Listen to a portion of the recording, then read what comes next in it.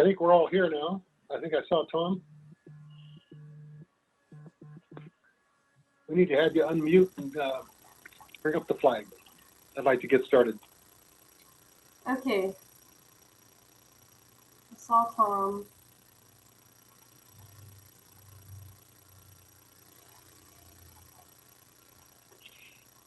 Good evening, folks. Please join me in the Pledge of Allegiance. I pledge allegiance to the flag of the United States of America and to the republic for which it stands, one nation, under God, indivisible, with liberty and justice for all. Okay, thank you. And do you want to call for a quorum, please? Okay. Dr. Bangham? Here. Dr. Odell? Here. Dr. Knishan? Here. Dr. Nathan?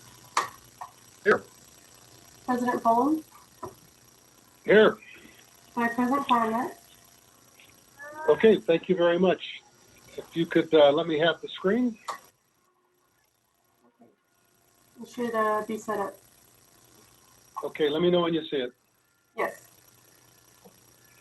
Okay, great. So welcome to our meeting tonight. It's a focused meeting on a discussion about coming up with what perhaps will be the 28-day reading rules for rules GR 4.5 and 4.6. This meeting is a continuation of a discussion amongst our community members that we started on February 7th.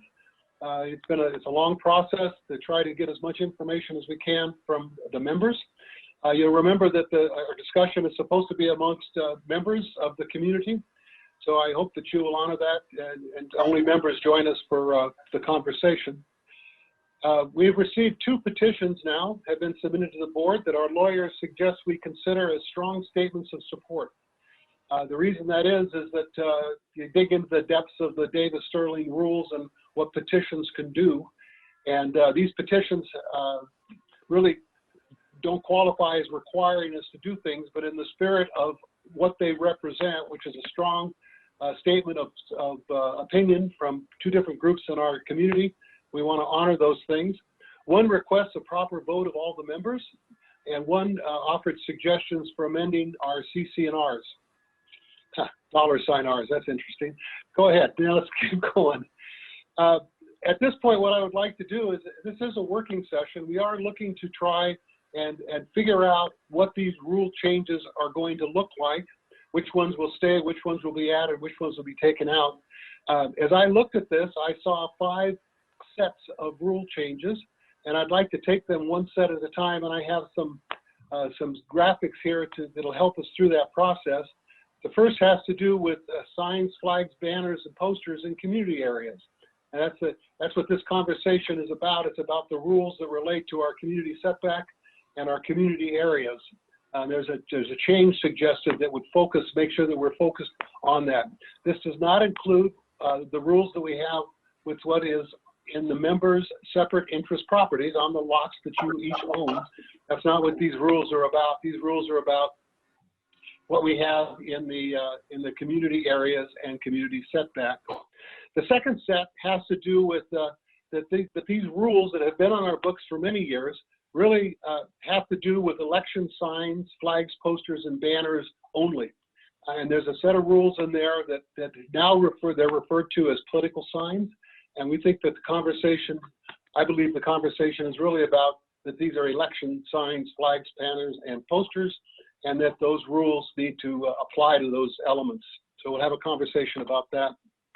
The third thing is displaying signs, flags, banners, and posters, and we have rules related to that. And it really has to do with how they're displayed in the community setback or on the community areas, whether they could be on vehicles and watercraft and golf carts and those sorts of things. And we're going to have a conversation about that. Then there's the 4th rule, 4.6. It has to do with the use of dirty words and suggestions on how that might be amplified. And then there's some other suggestions that we have received that we'll take care of and have a conversation about last. What I'm going to ask you to do, please, is stay within each of these areas. I hope to hear from everybody on each area. But when we're talking about a particular area, I'd like to hear diverse opinions about that as we go forward. We're going to have to stay within our 3-minute time limit for each person that is commenting.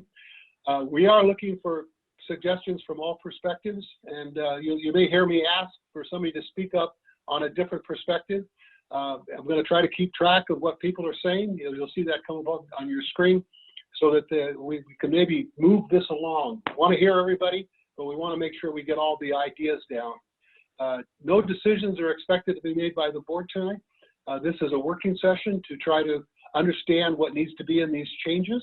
And if there is a 28-day ruling, that will come forward at the next regular board meeting in April. And then will be a period of time for consideration before it's brought forward for approval, should the board choose to do that. So that's where we stand tonight. Looking forward to the conversation. I'd like to move right along to the first part, and this has to do with signs, flags, banners, and posters in the community areas.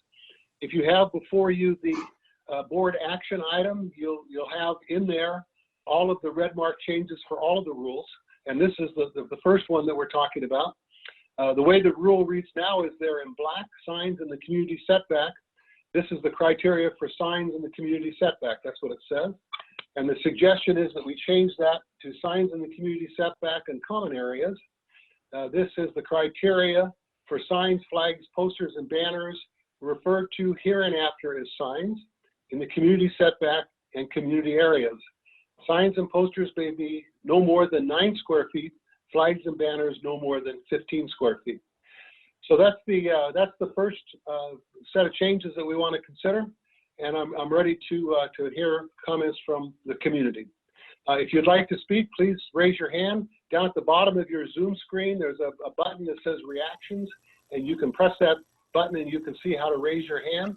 You can send an email to board@canyonlakepoa.com or text us, and Harmony will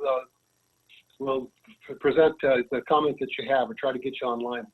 So who would like to speak first, Harmony? Yes, first we have Kathy West. If you could please say your name and track and log. Sure. Kathy West, 3719283. I wanted to talk about home values because a lot of people have talked about how the home values have decreased through us having our flags up during the past few years. So I wanted to give a little insight, and I have my phone number out there, and I'll also give it at the end, but I just wanted to put this out there. I just want to dig right into the numbers. If you'd like to add your email to chat, but it doesn't look like it's coming out. So just take my number down and you can reach out to me. But as of February, I'm going to go back 2 years and give a 2-year analysis. Back in February 2019 to February 2020, Canyon Lake had an increase in home prices of 27%. Due to COVID and the loan programs offered this past year from February 2020 to February 2021, we did have only a 10% increase. So both years we had quite an increase. The reason why this past year we didn't have quite the increase is the loans were not being able to be a jumbo loan. Jumbo loans start at $548,251. So any home price above that for a loan value is going to be a jumbo loan. So a lot of people were unable to afford that kind of loan. As of last Wednesday, the jumbo loans are back, so I feel that our home values will start going up again.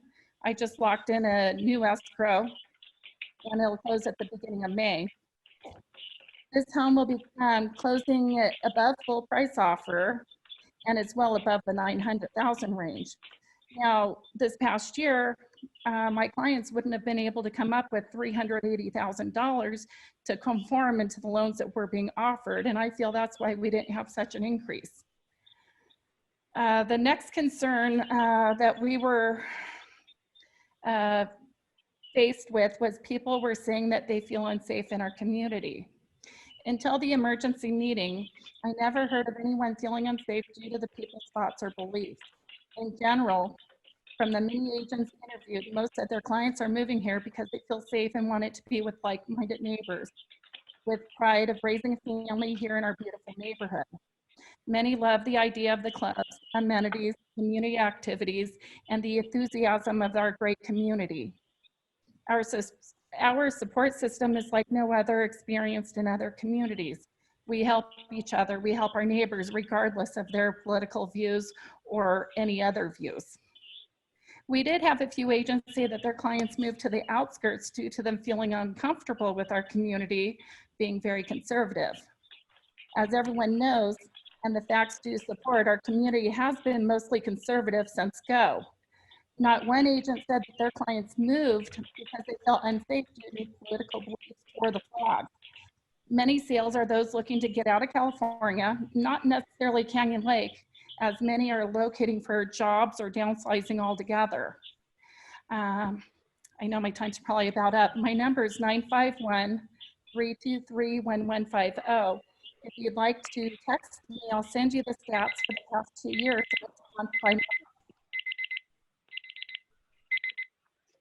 Okay, thank you, Kathy. Did you have any comments on this this particular rule change? Or I tried to record the things that I thought that you said there, but I didn't hear any specific comments about the rule change. Well, the whole thing with the flags, I'm fine with my neighbor flying whatever flag they want to.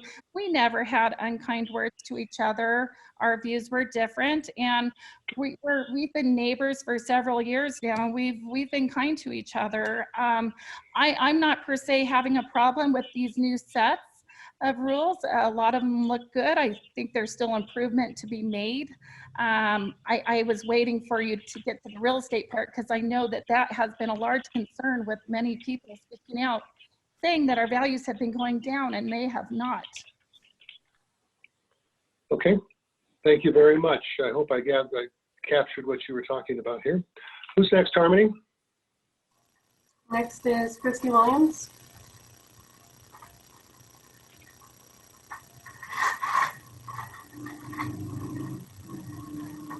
Hello, my name is Christy Williams, and my tracking lot is 3863160. I first want to thank the board for recognizing the spirit of the petition submitted by myself and Tim Cook on March 2nd, and for listening to the community's feedback, despite the fact that you have the sole responsibility for making changes in our community. I also wanted to thank people who led the Fight for Our Flags rally and social media page. You brought the proposed rule change to the attention of many members, and we are grateful for your efforts. I truly believe we're an amazing community with amazing people who do some amazing things. I've had an opportunity to read the latest version of the proposed rule change, and I think most of us can agree we're okay with the rule change regarding curse words and the implication of curse words through symbols. To my knowledge, you will not receive any opposition to this proposed change. Although the current draft of the rule change has clarified many of the changes being proposed, I would like to respectfully request that the part of GR 4.6 where the language fighting words and common decency be removed. These words are open to interpretation and can already bother a very busy board with neighbor disputes in the future. By definition, fighting words are words which at their very utterance inflict injury or tend to incite an immediate breach of the peace. These would also be words spoken and not printed on flags, signs, or banners. The Supreme Court has taken this issue up many times, and they themselves have had a hard time determining what fighting words actually do. Although I don't personally believe that there are any words that should incite violence, simply flying a flag does not inflict injury or immediately breach the peace. Every day, people have to see things they don't like on the road, on TV, in retail communities. The best practice should always be to go about your business and allow people to express themselves in any way they want. Common decency is defined as everyday courtesy, respect, and politeness.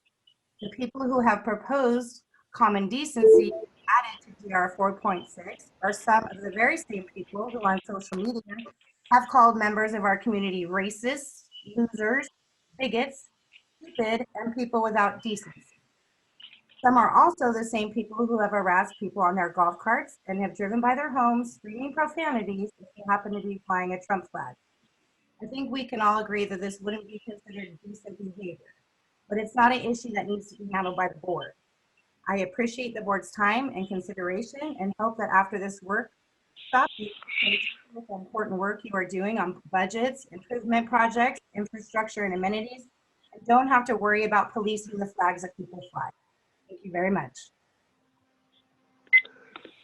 Thank you, Christy. Could you please clarify for me? I was hoping we were going to be talking about the beginning topic, and so I've dropped down to the bottom of my screen where we've got the 4.6 rule. You wanted to remove common decency, and I missed the other thing that you asked to remove. Yes, I'm sorry, Chris. When I requested to speak, I didn't know we were going to go line by line. I thought we were doing an overall. But yes, the other word is fighting words. So I would propose that the new No, I understand. Okay, go ahead. I'm sorry. Go ahead. that the sentence would end with any obscene material and leave it at that. I understand. And you want fighting words taken out also. Correct. I see. I understand. Okay. So you want the vulgar words taken out also? No, vulgar words can remain. And I have, based on the consensus of a large amount of people I've talked to, nobody has any issues with that, or even the implication of vulgar words through symbols such as asterisks or the middle finger. Okay. Thank you very much. Yeah, just to try to have some structure to what we're doing, folks. If you could try to stay with me on these topics, I'd be happy to try to gather your thoughts down here. Of course, if you jump around, I'll do the best I can to catch up with you. Now, who's next, Harmony? Next we have Cindy Duarte.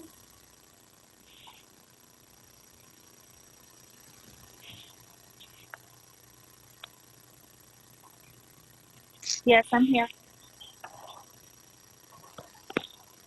Cindy, can you say your name and track them out? Sure. My name is Cindy Duarte, POA number 3719-154.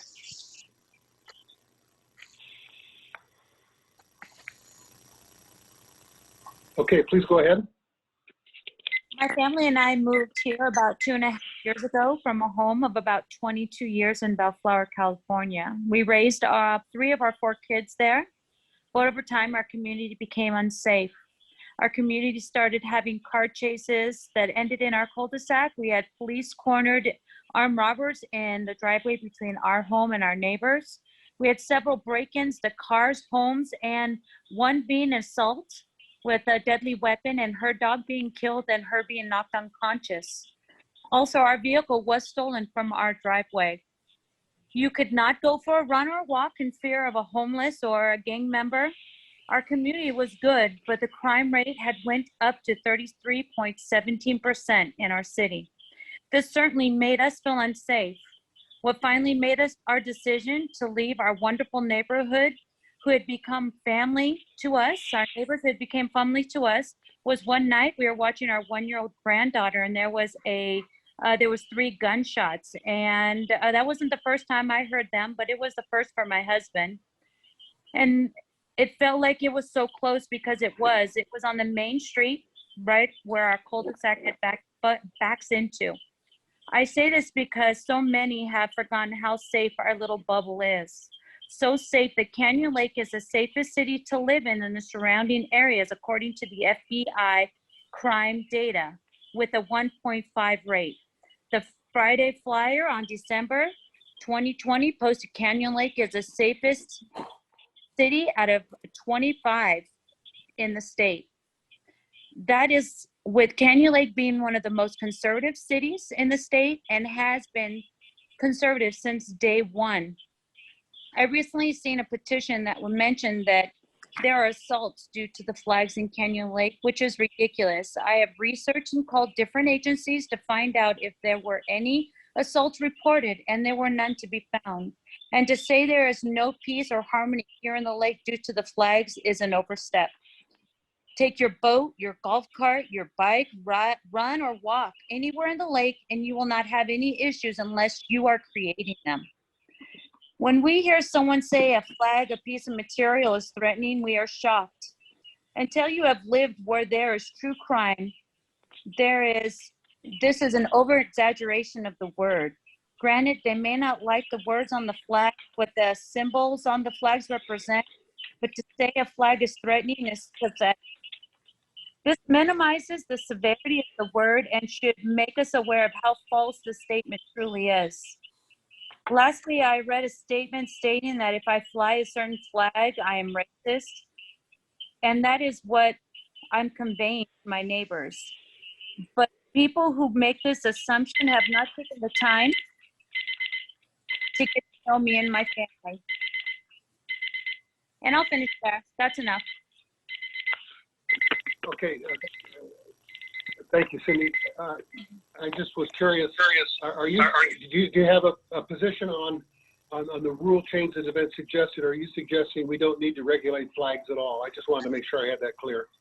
No, I agree with Christy that no cuss words should be on flags or symbols that have anything to do with those words, but putting any boundaries on other flags, a Trump flag or a Biden flag or whatever flag someone chooses to fly, is kind of ignoring the true issue. We shouldn't suppress what people want to support. We should encourage people to have the right to support what they want, as long as it is not a curse word or derogatory. I mean, just because someone has Trump on a flag doesn't make it a threat.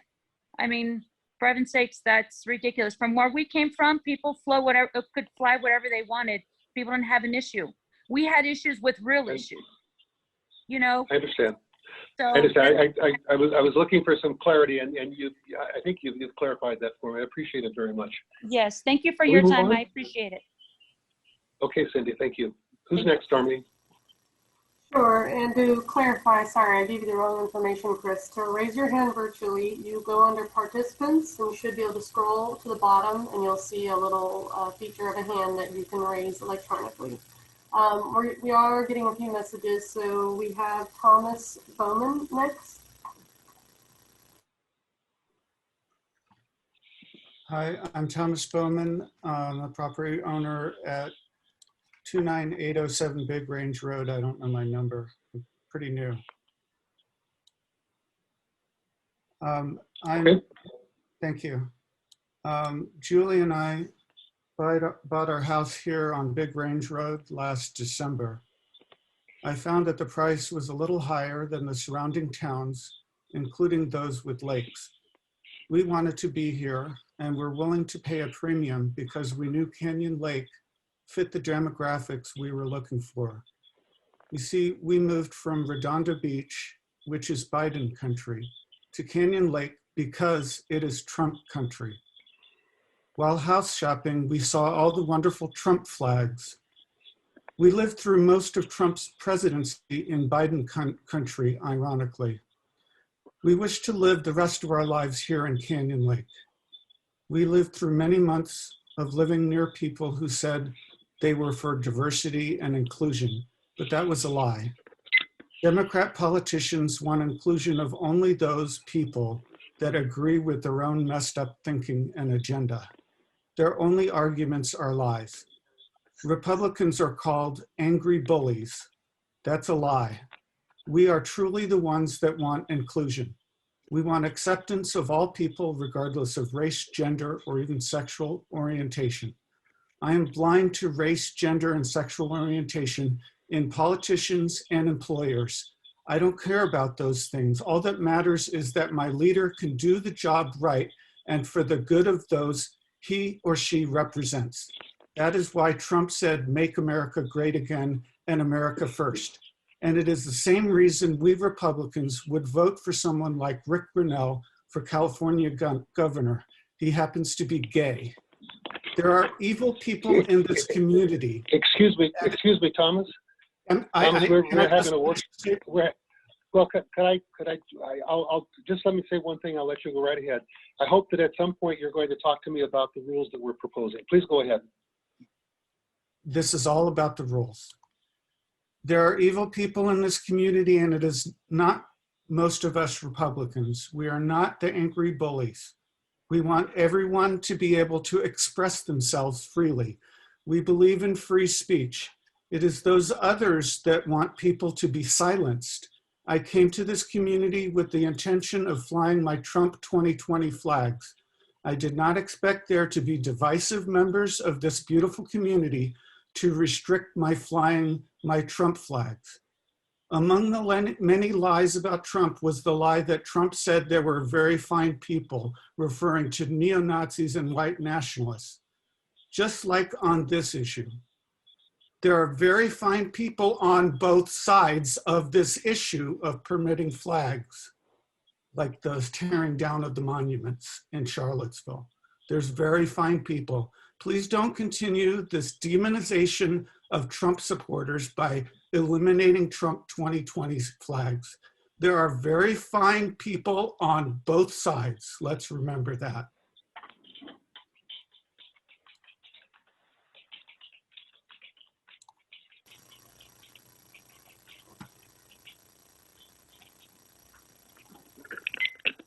Okay, thank you, Thomas. Who's next? Next we have Renee.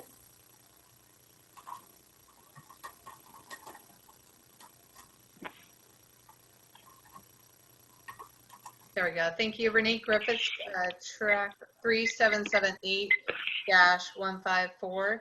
Thank you, President Poland and the board for putting on this meeting, specifically to GR 4.5 and the language and the change language. If there is going to be a rule change versus having the people vote on it, it's going to be left to the board. I would suggest that you, instead of adding the word flags, you omit it. So that we'll just be speaking about signs, posters, and banners.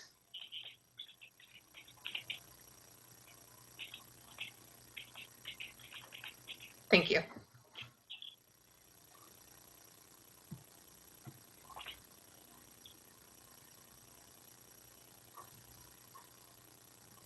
Okay, Renee, thank you. Thank you.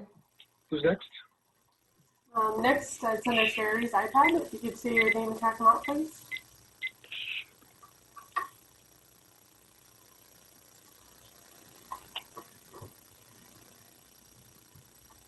Is that me?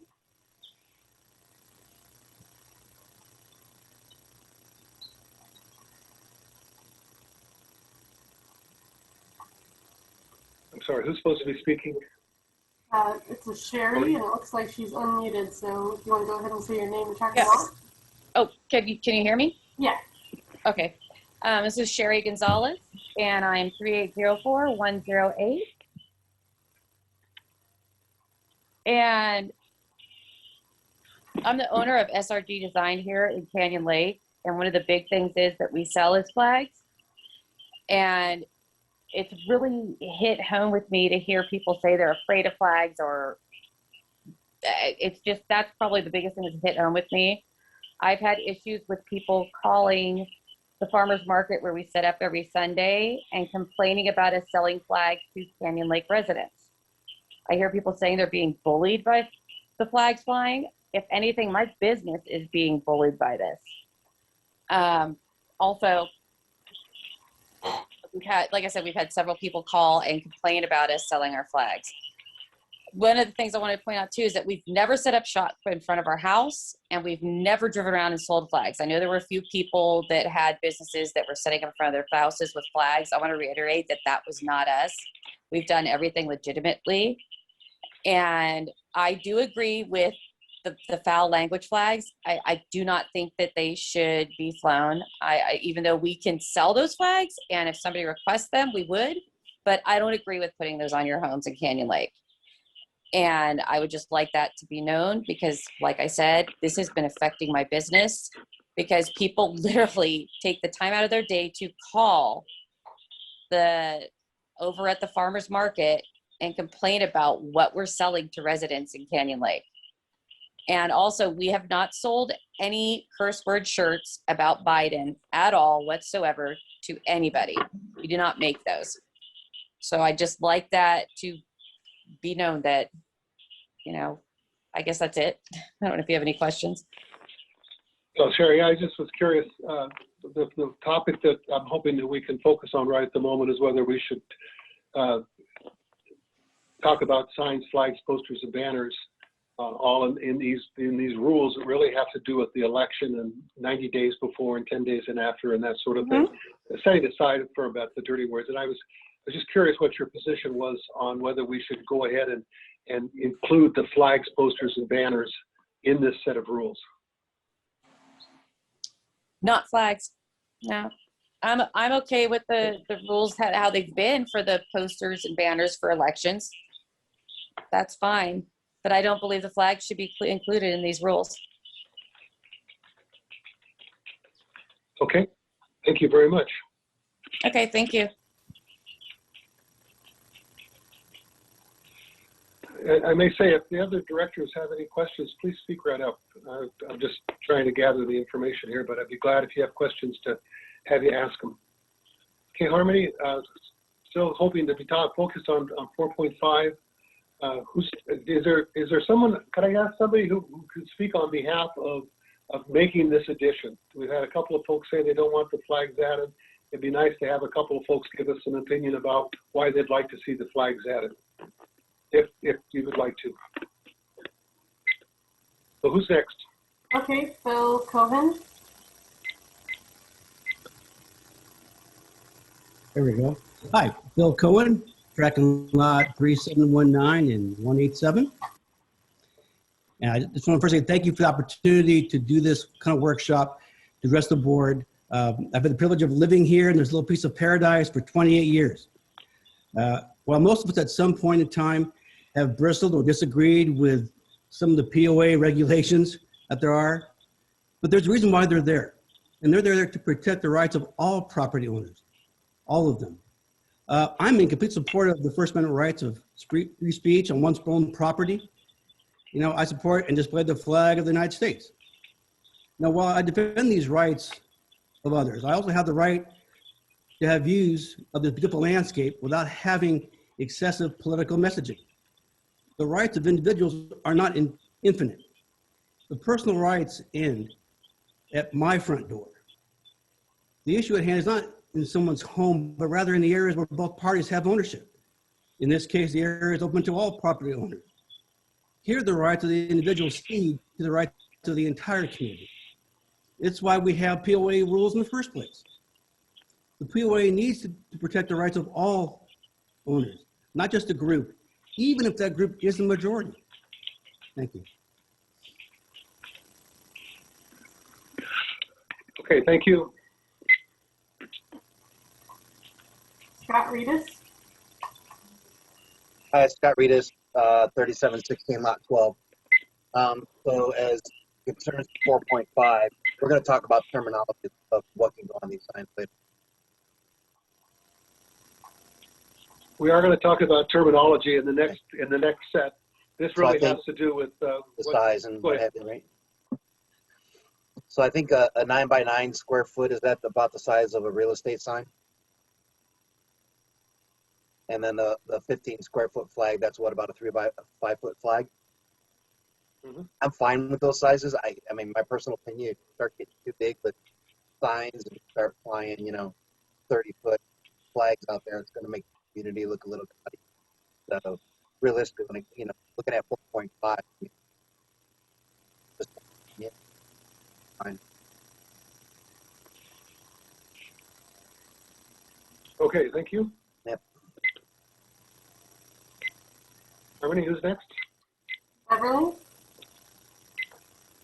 Yes? Go ahead and state your name and track them off. Yes. I've got to unmute me. Oh, we can hear you.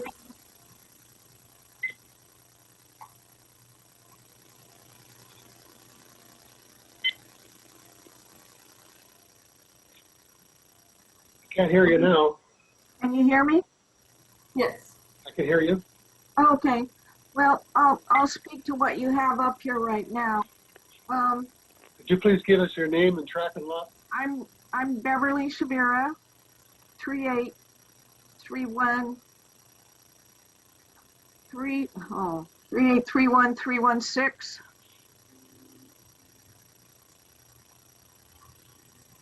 Got that?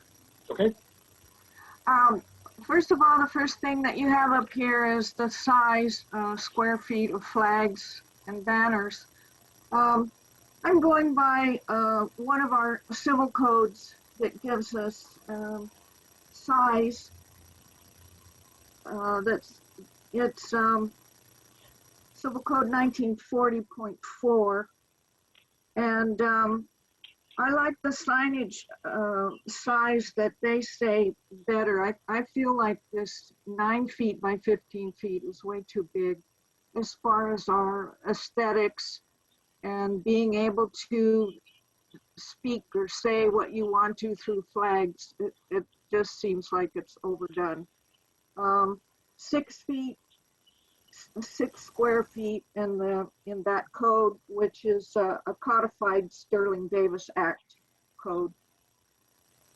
And the other thing is, as far as the flags go,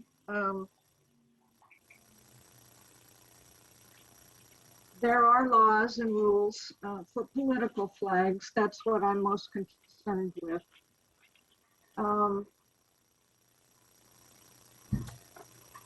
The flag signs and banners, political.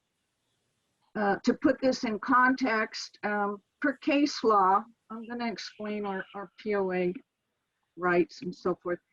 1986, 42, Cal 3rd, page 490, 499, ruled that POAs and HOAs are considered landlords of our community and should enforce the rules of the city, the ordinances, state laws, in the best interest of the community.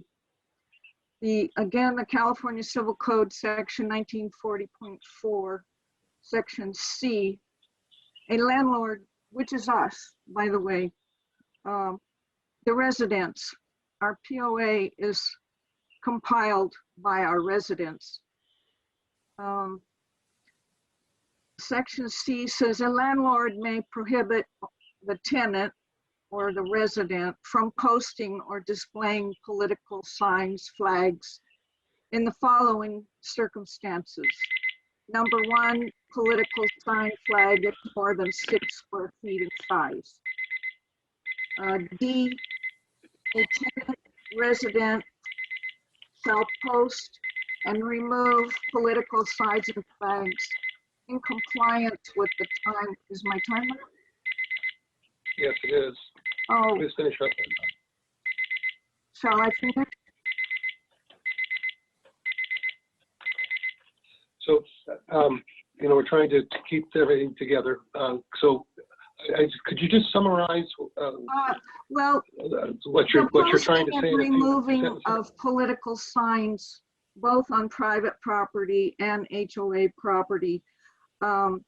They say that we have the ability to have our law say 90 days prior to the date of the election or vote, and 15 days following the date of the election or vote. And I really feel confirmed that we should have a time schedule for our flags, our political flags. Okay, thank you very much, Beverly. Those limitations are in Rule 4.5 now, so that's taken care of. It says right now that you put them up 90 days before, and they have to be taken down 10 days after. So thank you very much. Thank you. Who's next? Joan?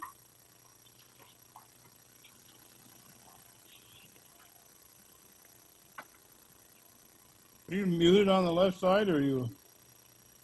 Oh, sorry. Because now I get more volume. Yeah, we can hear you, Joan, if you want to say your name and track and law.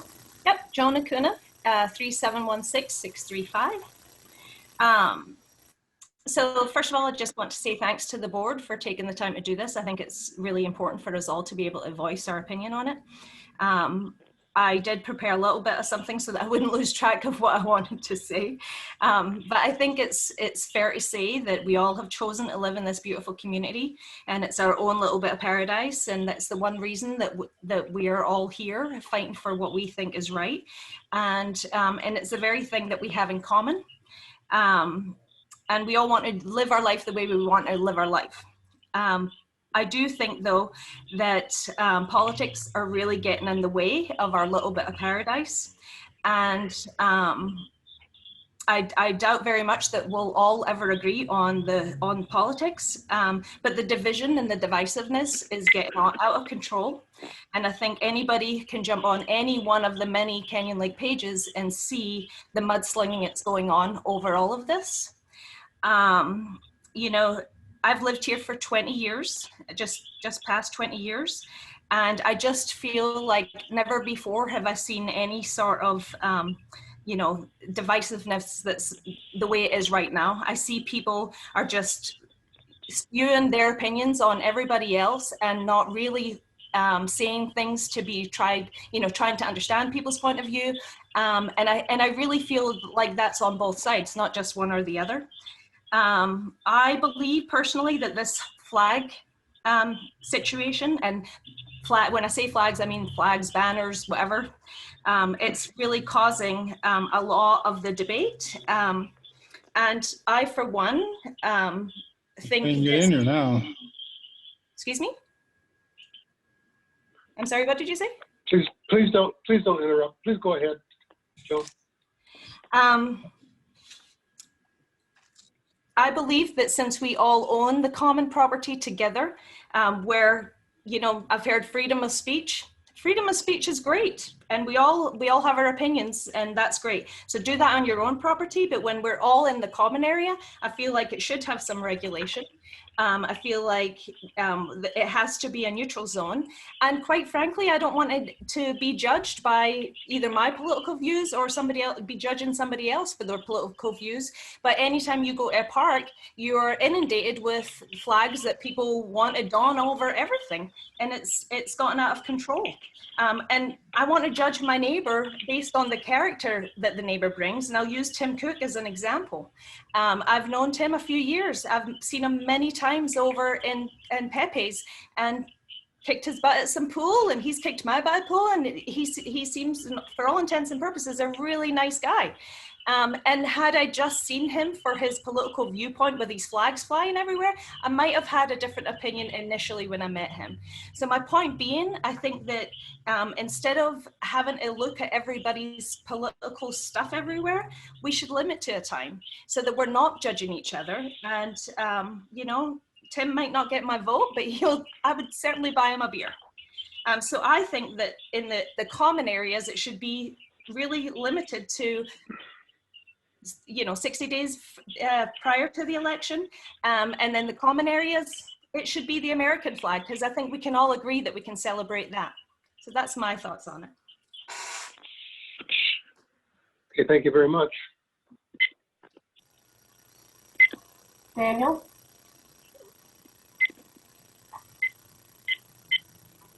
Yes, Daniel Hardcastle, track 3804, lot 230. Talking about the bullet points that are on this one for the flags, banners, etc. I'm starting to wonder, where does it end? Are we going to be regulated on what shirts we wear, what hats we can wear? Are we going to have people that are coming into the lake be regulated on, such as service providers or guests? If they have a flag on their vehicle, are they going to get stopped? And am I going to get a ticket for somebody that's coming in flying a flag on their vehicle or a bumper sticker? I mean, if you look at everything, are we going to regulate on bumper stickers next? I guess the questioning is, where does it truly end if we start regulating on certain things like this? And it's pretty obvious it all came about because of Trump. Everybody's been saying, everybody has their own political views on this. And I believe everybody shouldn't be judged on anything. I mean, being judgmental is like profiling. And in my line of work, that's actually illegal.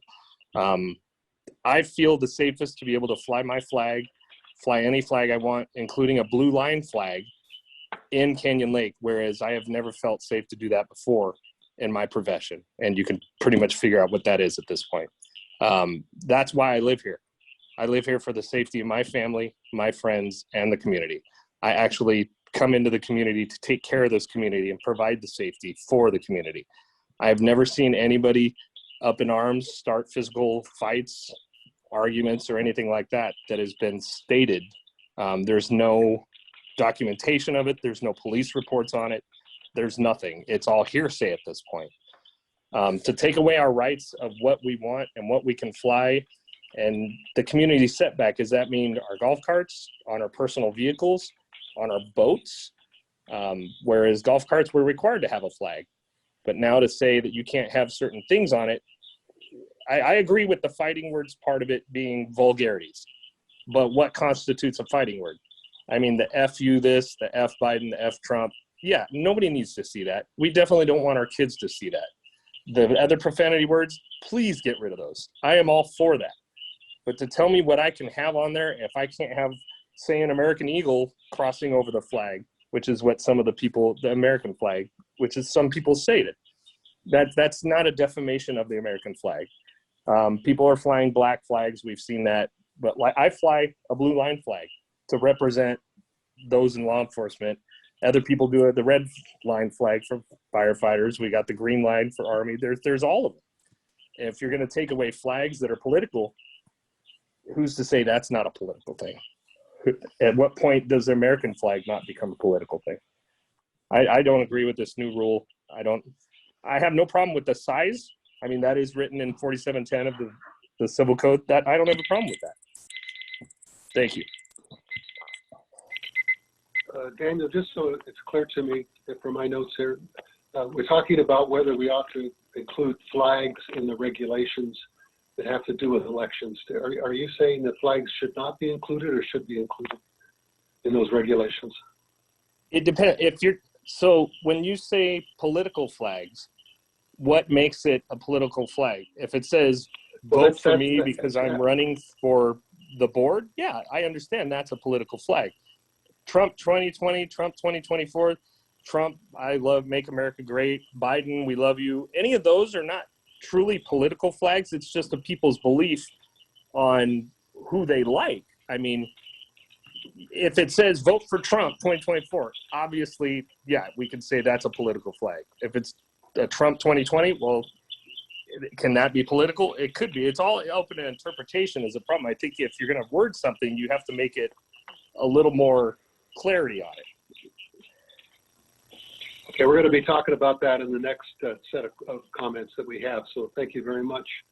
Again, I was trying to focus on this 4.5, this first introductory rule. Do we have more people who want to comment on that? Yes, next we have, it's under Sperlinski iPhone. If you could say your name and second on it.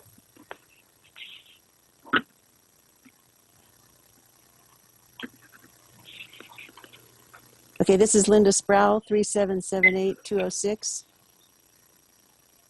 I agree with the proposed rule in limiting the size of flags and banners as well as signs, and I think they should all be considered the same as a sign for the purposes of regulation in the community. And so the time limits and such should apply to flags as well as flags and banners as well as the rigid signs. And I believe this rule also is talking about the common areas. They should also be restricted in those common areas, same as regular signs. That's it. Okay, thank you very much. Who's next, Hermie? Marha Kid.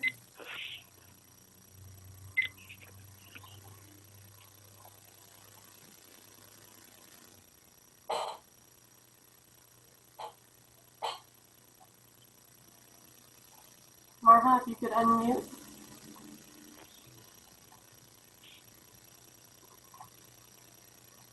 All right, we can come back to her. We have Allison, if you could say your name and track them out. Yes, this is Allison Turner, 3804-008. I just want to generally say that I agree with the POA's attempt here to provide reasonable restrictions in the community with the real effort to bring back the peaceful, friendly neighborhood community that I love here so much. I'm not asking for that free speech be taken away from the people in the community, but I'm asking that it be reasonably restricted with the safety, health, and peace of the community in mind. And specifically to this one section that we're talking about here. I definitely think flags should be included. That is the bigger issue, especially out on the waterways and in common areas. So I definitely think common areas should be included there too. I think that it's only fair in the common areas that all people feel welcome that live in this community. It's caused a lot of divisiveness in this community amongst everyone on both sides. And I just don't think politics need to be in our common areas. I understand wanting to have it in your homes and, you know, in conversations that you have and, you know, putting things personally on your property, but it's just really has gotten unfair and out of control when it's everywhere constantly throughout the years on all the common areas. It's not a good way to live anymore. And it's really an eyesore for the community. And it's really just made the community really unpeaceful for a lot of people. Okay, thank you. Art Chemistry? So I guess to that comment and to Mr. Hardcastle before that, we keep hearing it's an unpeaceful place and what have you, which would indicate there must be a lot of calls for service from the police department for keeping the peace, but there are none. But I think that the issue on this, Chris, that I'm trying to, and I'm reading this, and I say it's all the respect, but my eyes are rolling over. I'm not sure exactly what we're trying to do here. I think the part of the problem, I don't want to say the problem, I'm not trying to pick on them, but the people that are against our flags, if you will, in their petition, what they state a political signage is, we are referring to signage related to government or public affairs of a country and or relating to the ideas or strategies of a political party, group of individuals in politics, Gadsden flags, Second Amendment flag, blacked out flags, QAnon flags, recall flags. So I think we're not too sure. I'm not too sure what you're referring to when you say flag, and I apologize. That's probably on me. I'm not saying it's written poorly, but I think maybe just a little. If we just step back and just say we say flags, I picture flag being you're going to tell me I can't have my "Don't Tread on Me" flag on my golf cart, which I don't even have a golf cart on my boat. So that's the part I'm trying to having a little trouble with. So that's just my comment. Maybe we could just clear that up. So thank you for your time. So flag, so Art, just to clear up as you've asked, I broke down the suggested changes into 5 groups. I talked about this at the beginning. The first is basically, are we going to add regulations related to elections? Are we going to add the flags to the definition of signs, flags, posters, and banners? And that's really what this is about. The next section we're going to talk about really has to do with more of a definition of what that is. And I think that's what you're referring to. So we'll be getting to that. But at this point, I guess I'd just like clarification. Do you like or not like the idea of including flags in the rules that we have on the books right now as it relates to elections? Yeah, I mean, if it's going to be 90 days before and 7 days after, it might as well be everything. I have no problem with them saying, okay, that's the only time you can say Trump 2024, but any other time you want to say I love Trump, that's fine, and I think that's fine with most people. I mean, it's just a sign from that standpoint. So that'd just be my. I think we can live with that. I mean, it'd be nice not to have any rules, but we're trying to be fair here. So that's just my personal thing. But I think that's just where the confusion. I'm talking to a lot of people, and we're saying flags and signs and banners, and we're all picturing in our minds, I guess, what we see in our own property. Is it the police flag? They talked about, don't desecrate the flag. Well, the police flag support flag isn't being desecrated. That flies behind my home. So it just.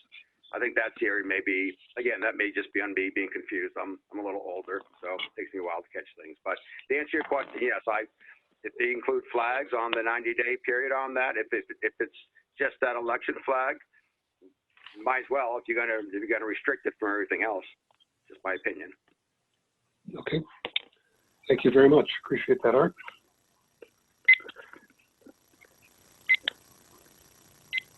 I mentioned, I'd just like to say it again. I mentioned that this is an ongoing conversation that started on February 7th with a discussion.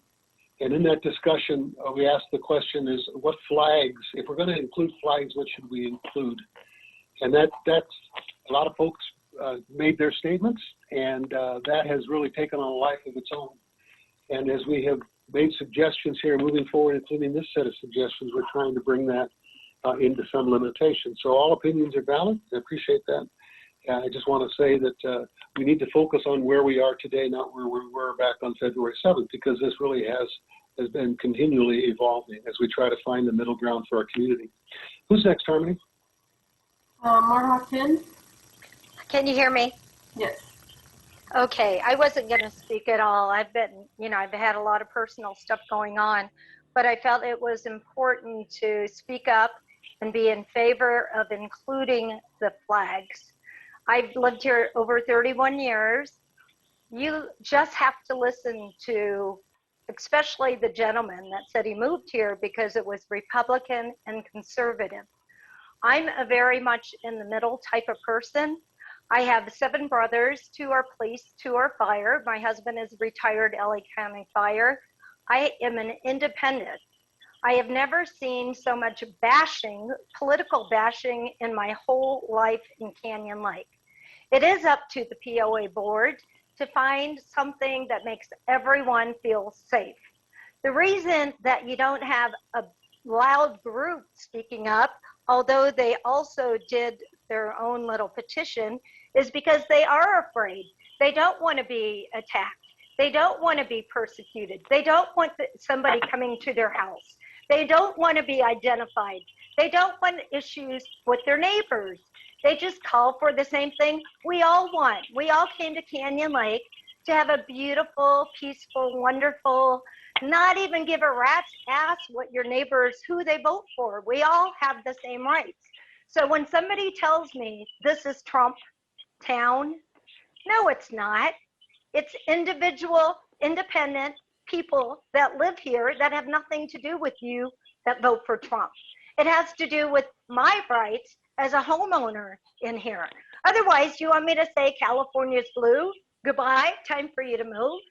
No, I would never say that to you because I'm kind, I'm in the middle, I have respect, I want the flags included. So right now, I have grandchildren in the neighborhood. They play baseball. There's still a golf cart over there with a F Biden flag.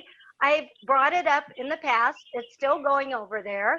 You know, my kids are pretty tough, but why do we have to be tough? Why do we have to be divided? Why do we have to have all the problems we obviously have?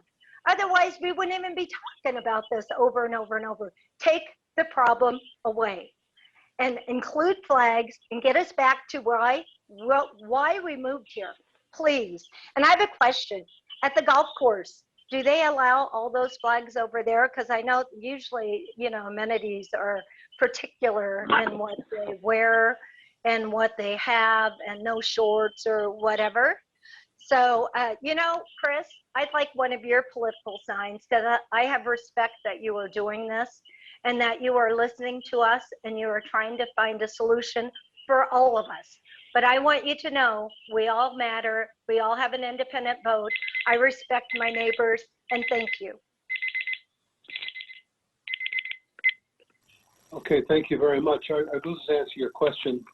The golf course is governed under all the same rules that the rest of the community is. So when it comes to these rules about flags and elections and dirty words and all that, that all applies to the golf course also. It has an additional set of rules that apply to the golfers, but all the other rules still apply.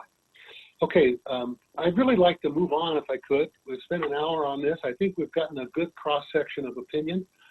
And I think this next point is extremely important, and some folks have been mentioning this. This is the second cluster of comments that I'd like to deal with.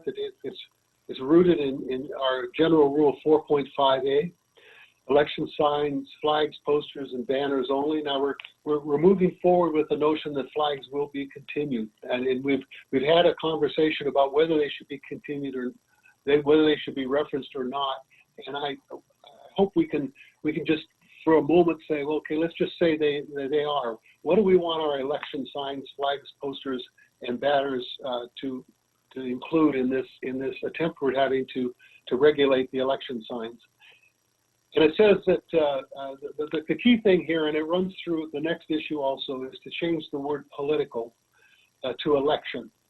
The word political is very, very hard to define. We tried that the last time we suggested some changes, and a lot of great points were made, A lot of folks expressed different opinions about what flags ought to look like and what was political and what wasn't political. And at the very heart of this matter had to do with what we do during an election. And so we thought, well, let's just change political to election. And so the idea is we're talking now about election sign requirements. And these are the requirements that would go along during that election period. Outside of the election period, then this set of rules doesn't apply. So it says a resident may temporarily place a maximum of 2 election signs used to support or oppose any candidate or measure for a specific federal, state, county, or local election. And then the rest of it's the same as it has been. So the 2 things that are sitting here that I'd love to hear from all of you on is, first, if we want to change from political to election to make sure we're talking about the election period, and then take a shot at defining what election sign is by saying that election signs used to support or oppose any candidate, so it's a person, or measure for a specific federal, state, county, or local election. Kind of open, but it is talking about a specific election. And again, later on in the rules, we're going to get to the 90 days before and the 10 days after. So that in support of a local election would apply to that 90 days before and 10 days after. So that's what we have. I've also listed there an alternate suggestion that was submitted that was to us. We had a suggestion submitted to us in one of the strong suggestions that we received, as the lawyer said. Others that the folks have said to us. In this case, they're talking about, they would just assume it includes both election and political signs, and I believe this is what Art was talking about. They have suggested language that says that it would refer to signage relating to the government or the political affairs of a country, and or relating to the ideas or strategies of a particular party, group, or individual in politics. Gladstone flags, the Second Amendment flags, blacked out flags, QAnon flags, recall flags, etc. would be included. So what I'd like to hear is your opinions about 2 things, 3 things actually. Changing political to election, describing election as to support or oppose a candidate or measure for a specific election, or going ahead and saying, no, we don't want to replace election, political with election. We want to include political and election all the same and be pretty specific about what political means. So who'd like to go first? I'd like to hear the comments on these suggestions. First, we have Ellen Dyer.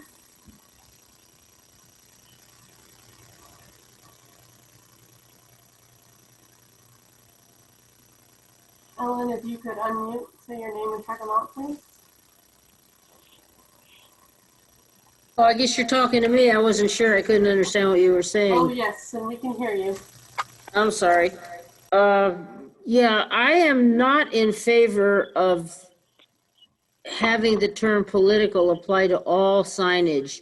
And as far as signage is concerned, we're talking about signs. And we have always had in Canyon Lake a rule about election signs. Signs have had a maximum size. I believe it was 3 by 3. We're allowed to have 2 on our property. And I'm assuming that our property means our property. We've never been allowed to put political signs, election signs anywhere other than our own property or someone else's property who has given us permission. I don't know what we're exactly talking about as far as common areas. Would that be, I guess someone will have to answer this to me. Would that be like in the park or on the street or in the median? What do we mean by a common area? Okay, I'll be glad to answer that for you. Inside the gate, we have 2 kinds of property. We have property that we own as individuals, and that's called separate interest property in the governing documents. And then there's all the rest of the property, which is the parks and the roads and the golf course and all the amenities that we have, the parking lots. All that we all own together, and those are the common areas. It's everything except what people own themselves. So that's what this rule is about. The other thing I just want to clarify for you is that, can I just say one more thing, please, if you don't mind? Sure, go ahead. I just wanted to say that there are 2 sets of rules here, the 4.5A and 4.5B. A has to do with non-Canyon Lake POA elections. This has to do with other elections. We have another set of rules that govern our POA elections, and that's the 3x3 signs in the community setback, etc. This has to do with the other elections that we have. So please go ahead. Okay, yeah, that confirmed what I thought you were talking about when you're talking common areas. I know we have never been allowed to put signs of any kind, no real estate signs in common areas. If you're gonna put up a real estate sign, it has to be on the property that is being sold. I have tried to put up a sign like for an open house in the past when we were allowed to have an open house, and I got the permission of a property owner to put an open house sign on their property. And with that permission, I was allowed to do it, but not in the common areas, not in the streets, not in the medians, not in the parks.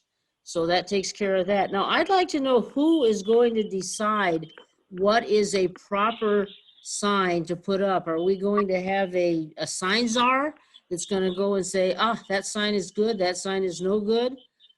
I don't understand how that's going to happen. As far as I'm concerned, the Gadsden flags, the Second Amendment flags, the blacked out, what they're calling blacked out flags, if you want to have a flag like that on your house, on your property, on your flagpole, I see no problem with putting that up. I don't see how anybody can regulate that. On our vehicles, especially on our vehicles, you can't stop a person from putting a flag of their choosing, or in that case, even a sign on your own proper personal vehicle. So that's pretty much what I want to say right now. Okay, if you could just clarify for me, I appreciate what you're saying. I understand that in the context of the election sign requirements, and by the way, folks, when we say sign from now on, we are talking about signs, flags, posters, and banners. That's what that first conversation was about.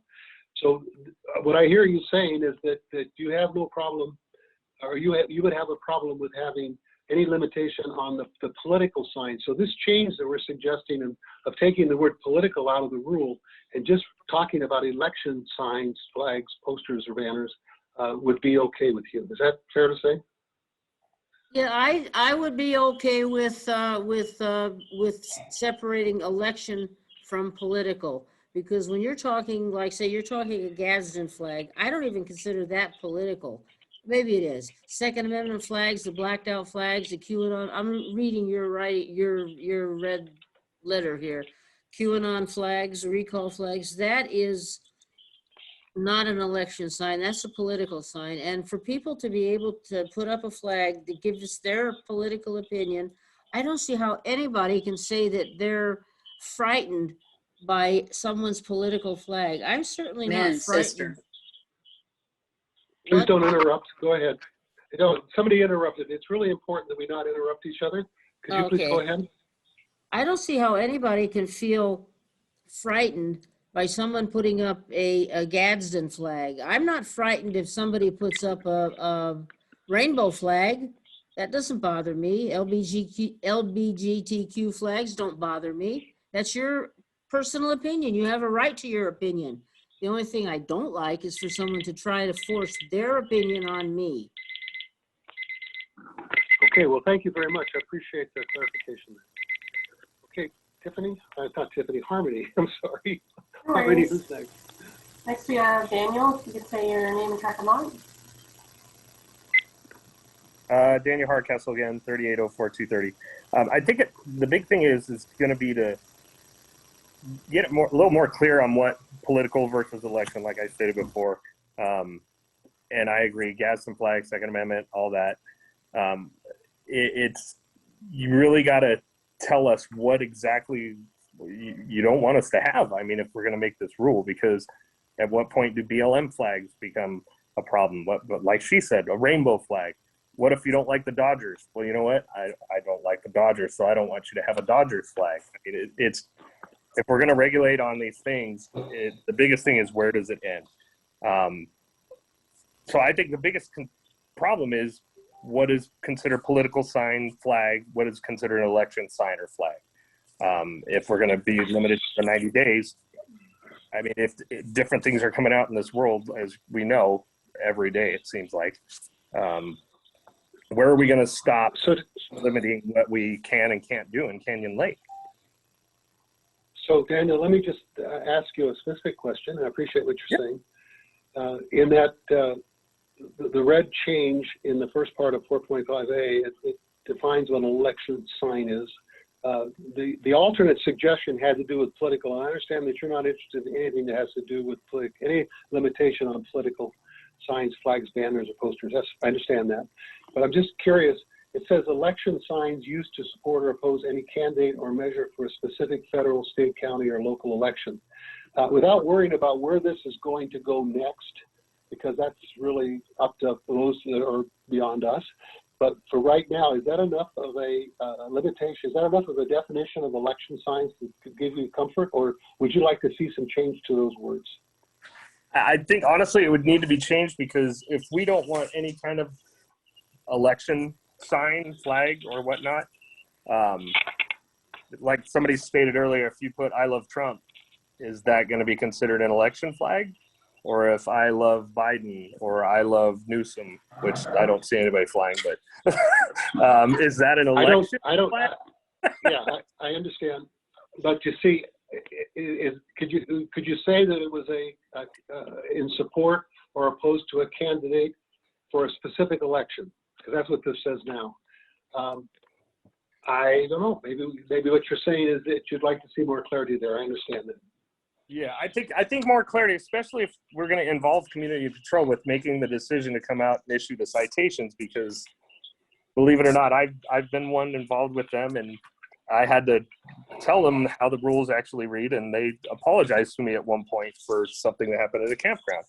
But I think they're going to need more training if they're going to be the ones that are coming out to enforcement. I think they need a lot more training. There's no doubt about it. Enforcement is a separate issue, and the first thing we got to do is get settled on the rules, and then we can, of course, we'll have to tackle the enforcement. But that goes for all the rules that we say. Okay, well, thank you. Who is next? Amy Mongold.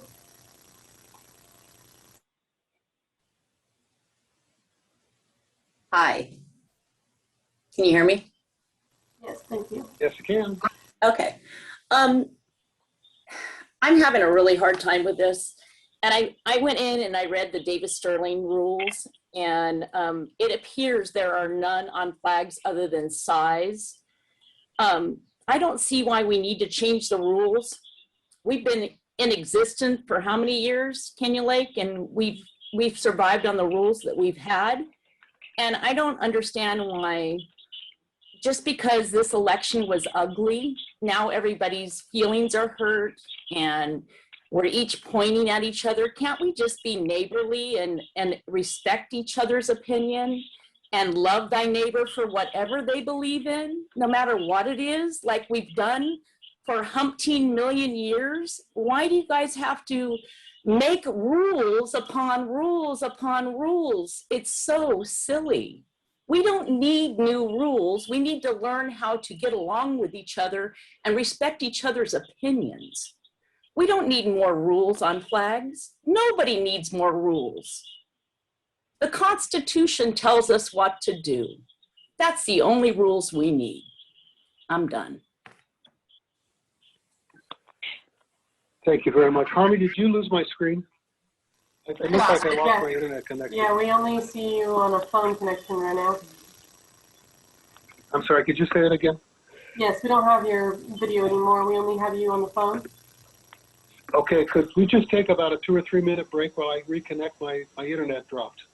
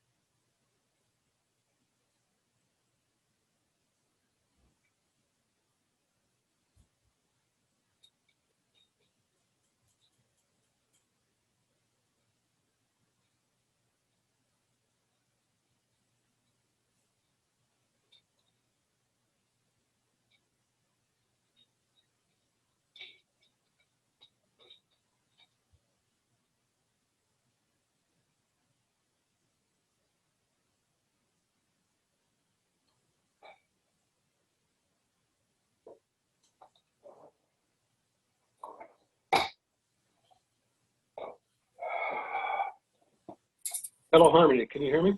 Yes, and we can see your screen share. Okay, great. Thank you very much. So I believe that the last person was finished. Who's next? Next we have Renee. Hello, Renee Griffiths again. I would specifically to this, I'm glad you changed it from political to election. So if you are going to change all the rules, I do agree with that you are very specific, and maybe it needs to be tightened up a bit just from hearing some of the other concerns. But I am glad that you did that. Thank you. Thank you. Kathy Blakemore.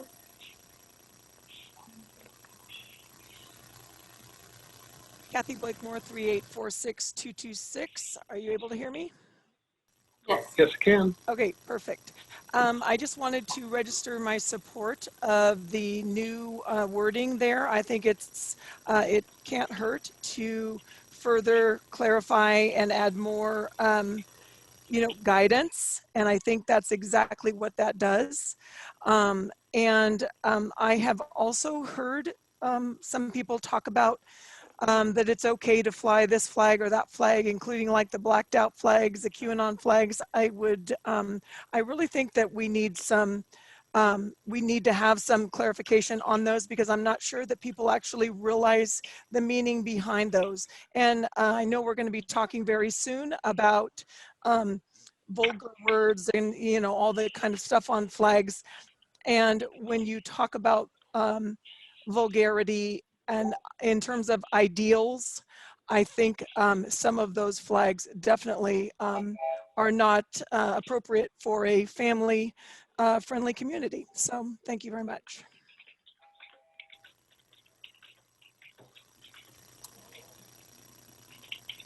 Okay, thank you. Okay, who's next? Harmony? Hi, can you hear me? Yes. Okay, Tim Cook, 3804040. Specifically, I don't think we should change any of the rules here, but we are going to make some changes. So with that being said, I do like the wording very much of election in there. I'm grateful you changed that. I think we're clearly talking about an election. I think everybody knows the difference between election and a political sign, and I'm glad that you changed that rule. Thank you. Thank you, Tim. Scott Reedus.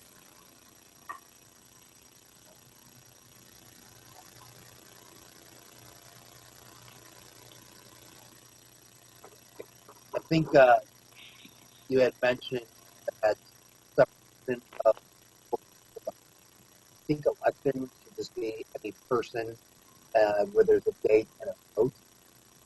Political should be your application, right? So I think that would be the best way to divide at a person, a date and a vote, and to me that's what election is. That's it. Harmony, you're breaking up quite a lot. I'm having trouble understanding what you're saying. Harmony, can you pick up what he's saying? I'm having a hard time too. I think it might be a connection or proximity to the microphone. Yeah, no, that's fine. It's That's lovely better. spectrum. Is that better? Yeah.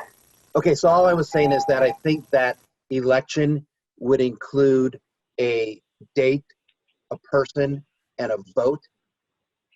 Because you were talking earlier, how do you separate the election from the political? And then the political are just your ideology, right? What you believe in. You're advertising what you do. But I think to me that would be the easiest way to separate those two types of signage or flag. That's it. Okay, thank you. Who's next? Mark Munster. Okay, you can hear me now? Sorry, Ray keeps saying that. Yeah, okay. So yeah, I am absolutely dead set against putting these rules in here that you have proposed, Chris. By the way, just so you know, when we download the agenda from the website, it doesn't have that in there. What you cut and pasted in there is, and I have the petition in front of me from the people who are against basically against all the flags other than the American flag. That's the exact wording they put in there. So that's giving them everything they want inside. And it's interesting that they didn't mention inside the Antifada or any of the social justice groups or the ACB flags, all cops bad. All they talked about inside here was anything that a Trump person may like. So just the fact that we're seeing right there, the bias inside there. And that's the problem when you mix political and election. Election, what Scott said was perfect on that. The person, the proposition, the ballot measure, whatever it may be, and when it's going to be, and that's that. That's pretty straightforward. We know what election is. But you get into political inside here. I mean, that is so broadly worded in that. And again, what makes, Antifa? Is that political on that? Is a Gadsden flag, political? I mean, where do you start? Who's going to be the judge of that? So I think keeping it straight to election only is perfect. Scott, I think, laid it out perfectly on there. So that's just my opinion. But it's disconcerting to me when we see wording inside that doesn't include anything. And again, we're not trying to talk about Republican and Democrats supposed to be united, but right here, we're divided because they're pushing through their agenda. So that's my thought. Thank you very much.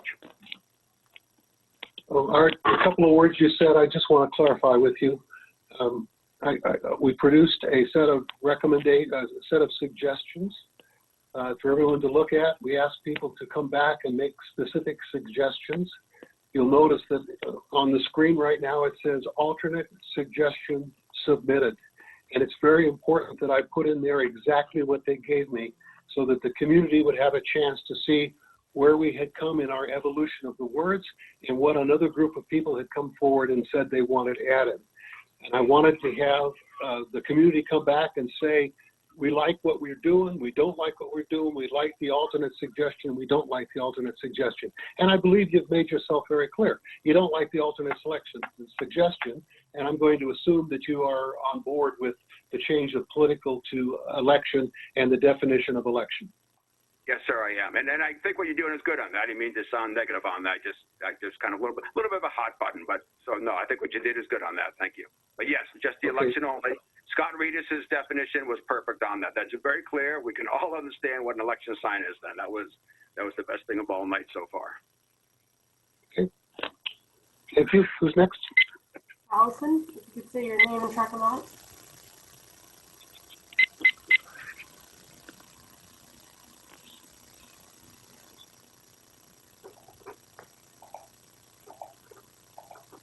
Okay, can we come back? We have Beverly. If you could say your name and track them out.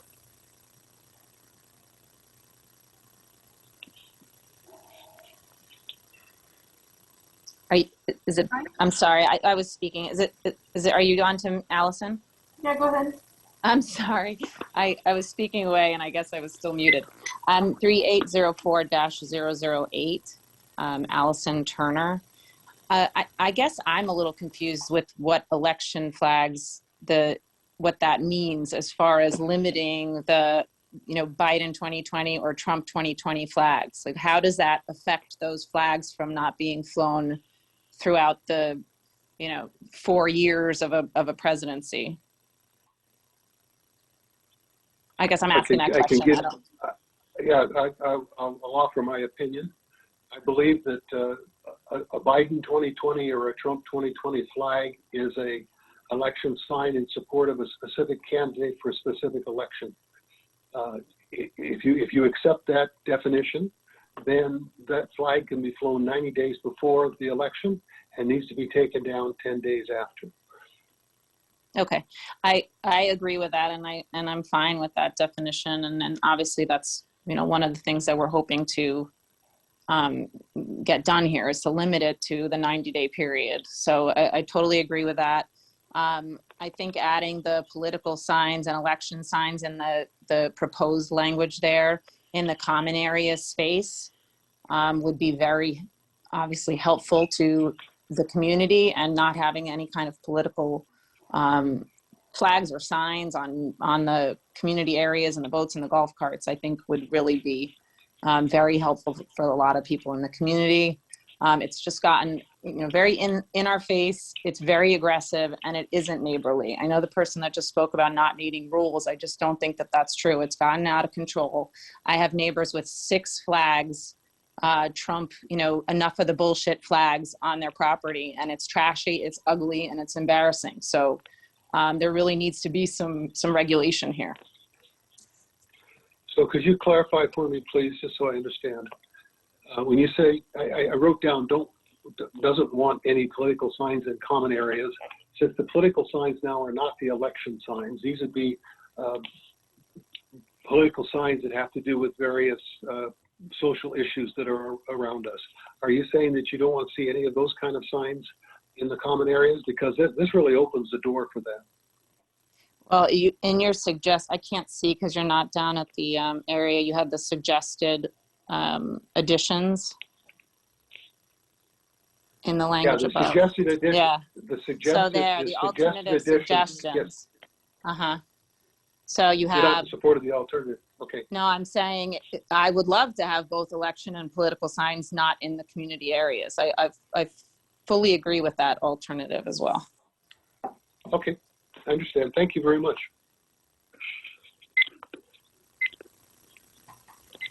Beverly, if you could say your name and second lot.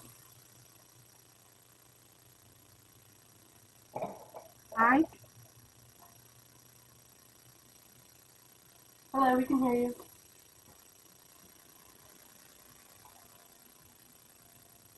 Oh, you have to unmute now.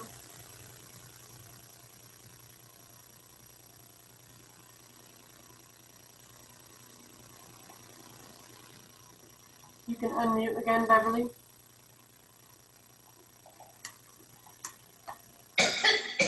Can you hear me now? Yes.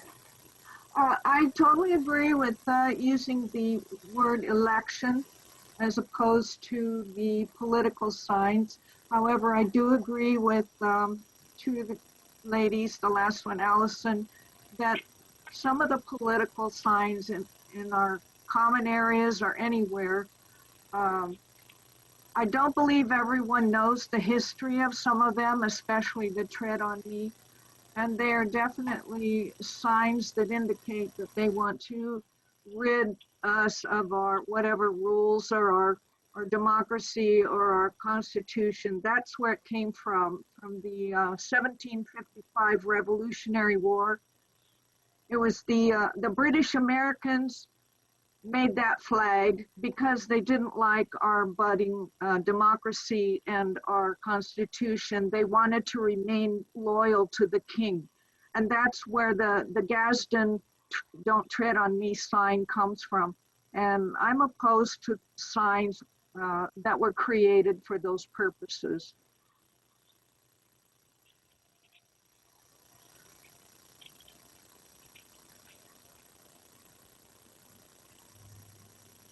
Okay, thank you. Thank you. Who's next? Marha, kid.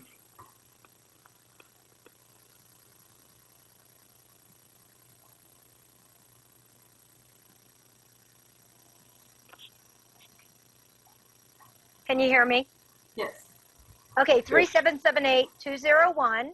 I was thinking about what Art was saying, and I know Art, and anyways, so you did have a bunch of people have a ton of flags that said, "We love Trump."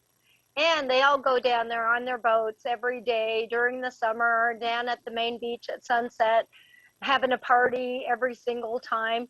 So let's say, you know, the reason we that don't agree with or voted for Trump, which, you know, I'm not even going to tell you, I'm independent, but we're supposed to have amenities that are peaceful and wonderful and inviting. So even though it's not an election flag, it is a flag that will say "We love Trump," and they're all together, and they'll be together every single summer.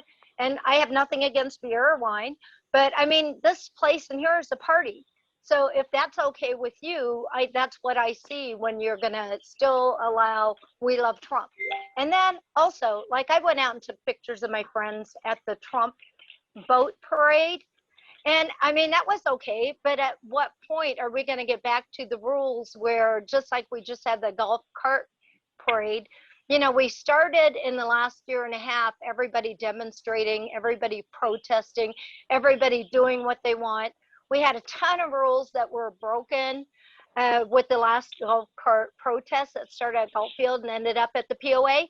And, you know, that's really cool. except I couldn't do it with the car club, and I wanted to have a car club parade because we had to go get a permit, we had to go get the city approval, we had to go get security, we had to get permission, we had to do a bunch of stuff that a protest, you don't have to do that. So are we going to just protest the heck out of all of this forever? Or are we going to get back to rules and laws and we kind of have to conform just and settle down a little bit?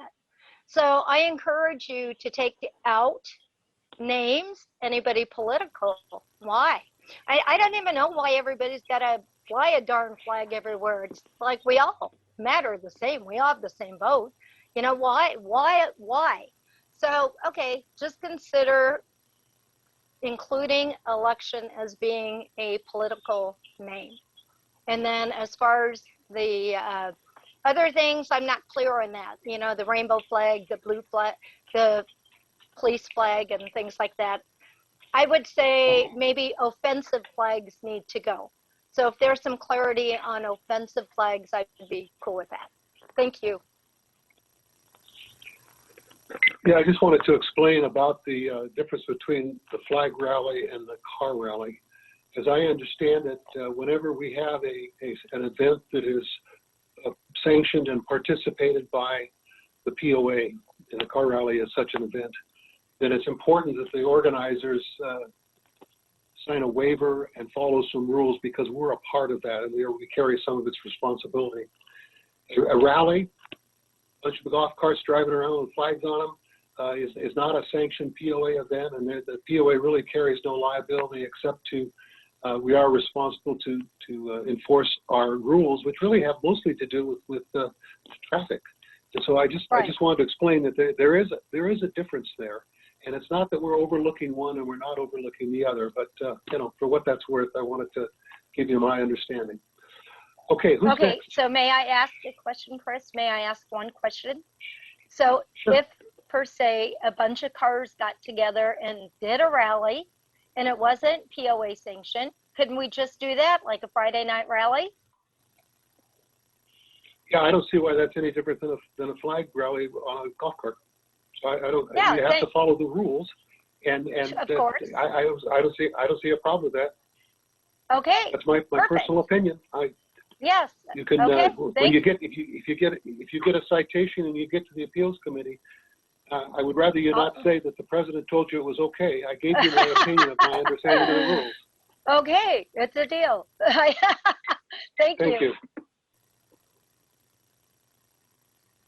Who's next? Joan, you'd say your name and track and lot. Hi again, it's Joan 3716635. I think that the change to just make it election and excluding the words political leaves the door open for every kind of political flag there is, because instead of Biden 2020 flags, we'll have Biden 2024 flags, Trump 2024, or just Trump, or just Newsom, or just whatever. If it's not got a date and that's what constitutes it being an election flag, then it defeats the whole point of having this discussion even. Just my 2 cents. Okay. Thank you very much. And what I hear you saying is that our definition of election requires a person and an event, an election. And if the flag only has the person's name, you know, we saw Keep on Trumping flags. I understand that. We saw other kinds of flags that really weren't related to elections. And you just assumed that we not include those kind of flags. Is that right? Correct. Okay, thank you. Appreciate it. Who's next? Scott Levis.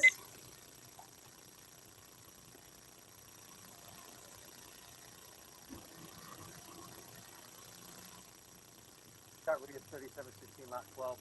So kind of off of what Joan just said, you know, when you put someone's name on the flag, does that make it political or does that make it an election? Again, I think if there's a date and a vote and someone's running for a... Scott, can you move a little closer to the mic? Is that my name? Any good there? Hey, That's better. All right. Very faint.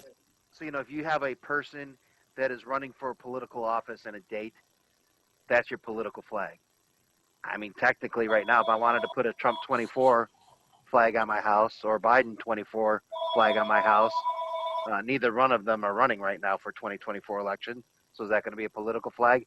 So, I mean, yeah, we're going to need to definitely define that. But I think the back to the common area. So if I was to have a Biden flag on my golf cart on the golf course, would that be a public area? Yeah, I'd like to answer your question. First, just to clarify, a Trump 24 or a Biden 24 flag on your house is outside these regulations. As long as that sign didn't have any bad words on it, you know, because right now the rule says it has, if you can view it from a common area, those dirty words count, but otherwise it doesn't make any difference. Okay, so I guess on my golf cart then. On your golf cart, yeah. the way that this is heading right now, if it's an election flag and it says Trump 24 or it says Biden 24, you can't fly that thing until 90 days before the election, the way these rules are written. So that would not be permitted. If it just said Trump or Biden, I love Trump, I love Biden, whatever it is, then, you know, if it's not a specific election, then there's no regulation in this set that we're talking about right now. Okay. All right, I just need a clarification on that. Thanks. Okay, you're welcome. Who's next? Ellen Dyer. Me? I think she called on me. Okay, I guess you called on me again. You know this Ellen Dyer, 3719. It seems like this whole thing started because somebody was upset when they saw a Trump flag. And for some reason, they felt intimidated by a Trump flag. And now this whole thing is going in the direction of Trump. It's totally lost the original intent of what I think our board is trying to do, of eliminating dirty words, bad flags, and it's all blaming it all on Trump. And I don't think that's right. Now, the Gadsden flag, I think whoever made that comment about the Gadsden flag was wrong.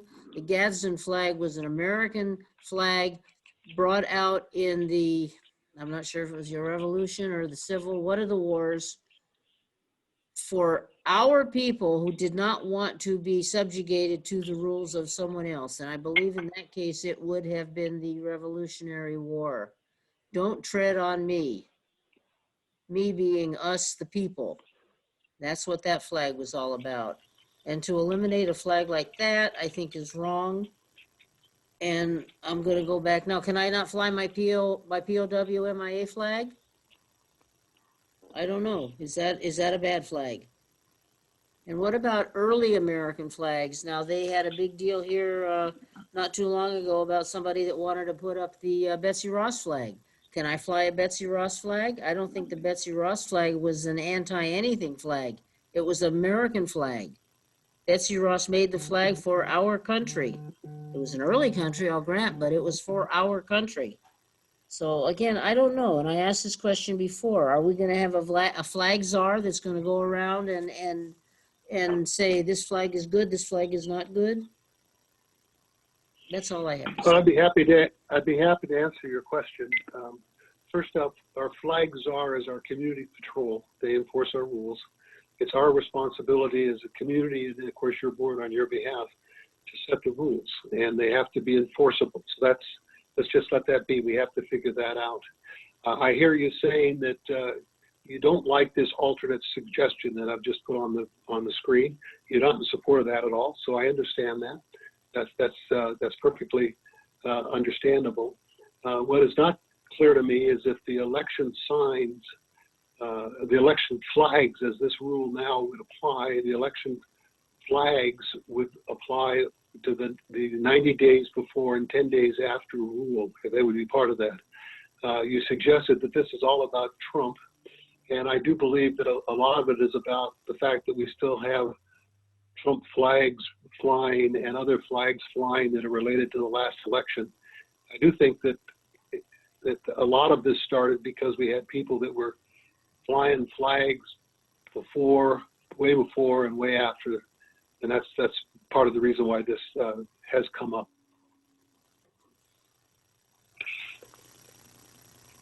Okay, who's next? Margie Austin.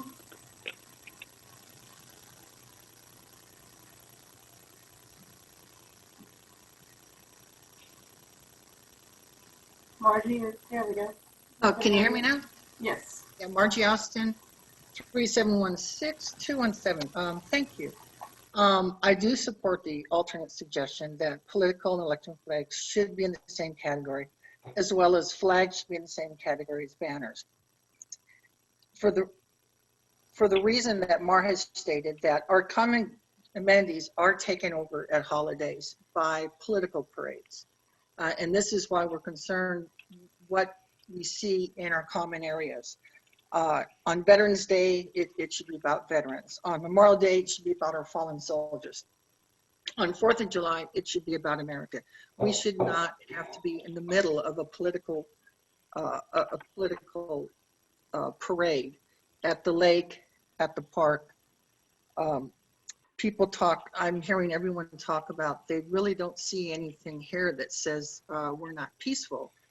And I believe they're looking at it in terms of things that you can visibly see in terms of crimes. And, you know, peace is really defined by, tranquility, calmness of mind, peace of mind. These are issues that affect the quality of life for everyone who lives here.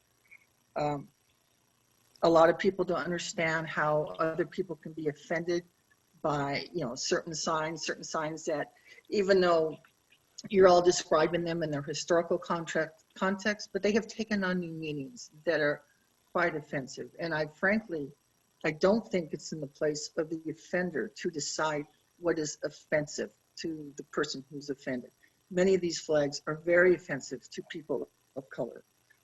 And that should concern all of us. We want to be a welcoming community. We want neighbors to support each other in every way possible. We are not talking about anything to do with what you're flying on your personal home.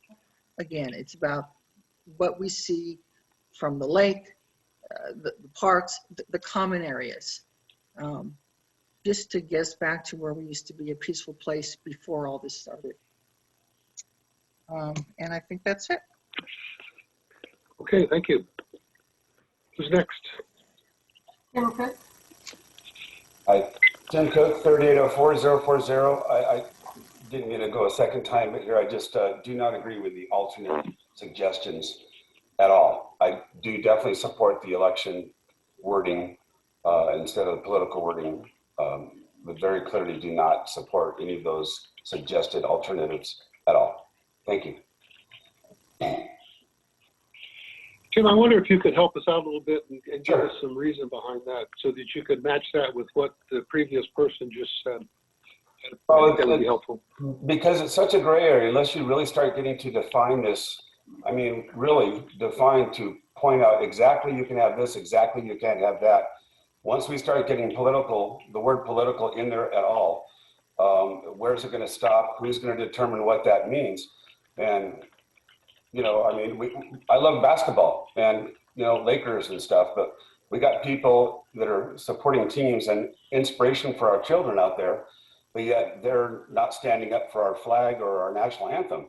That definitely becomes a political problem. So you can start taking Laker flags down or, Giants flags down or whatever, because sports teams are getting political now. And it gets such a hard definition and a hard way for you guys, and I don't envy your job at all, but to define what that wording will be, because it's such a gray area. It's going to be so difficult. Your job is, I don't envy you at all. It's tough. And how, Chris, can you actually do that in a fair way to everybody? I don't know why I can't get my hand up there. You're going to have so many different views on what the word political means and where it stops. And I do agree with you on the, if it says vote for or it has a date, it is supporting a candidate. But like you said, I definitely agree with just a Biden flag, a Trump flag, a Ronald Reagan flag, whatever.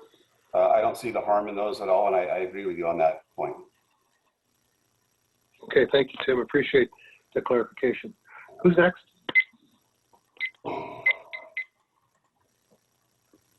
One second. Tammy Longo.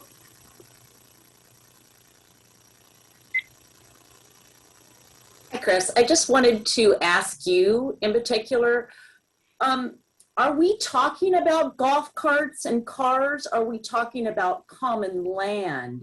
What exactly are you talking about? Because I thought the word golf cart and cars were removed from this altogether. So you're not talking about golf cart and cars anymore, right? You're talking about common land areas, correct? Could I just clarify?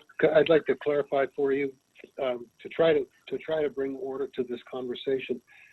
I broke it up into 5 pieces, and this is the second one. The third one has to do with where we display our signs, flags, posters, and banners. And we're going to have a conversation about vehicles and golf carts because there's differences of opinion about whether we should have those listed or not. The suggested changes eliminated that, and people have come back and said we don't want that eliminated. But I want that to be talked about in the next section, if you don't mind.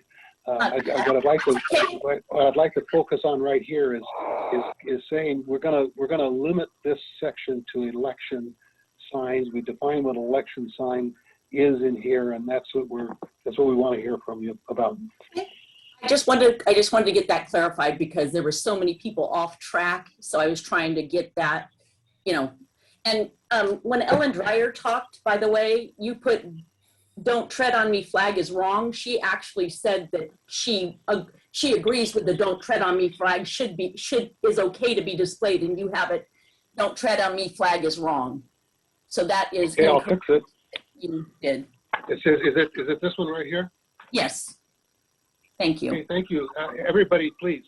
I'm doing the best I can over I here. know you are, hon. If I mischaracterize what you said, please speak right up. Okay. Thank you very much. I'm not finished. Oh, go ahead then. Sorry. I totally agree with the election word and to remove the political word. In my opinion, this is a free country, and the Constitution quite clearly states that we can display all that stuff on our cars, vehicles, land. If it's in a common area with a common land, I agree with you, okay? I agree with you guys that maybe that should be sacred to all because it's common. But when it comes on our cars, our boats, things of ours, I disagree in our land. So I'm agreeing with you on some points, but disagreeing with you on others. And I love the word election, and I love getting political removed because political is left up to the determination of the individual and can't be possibly agreed upon everybody. Thank you.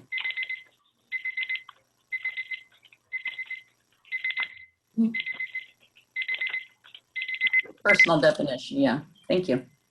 Okay. And I destroyed political, but that's okay. We'll get this fixed. How's that? Okay. Who's next? Allison?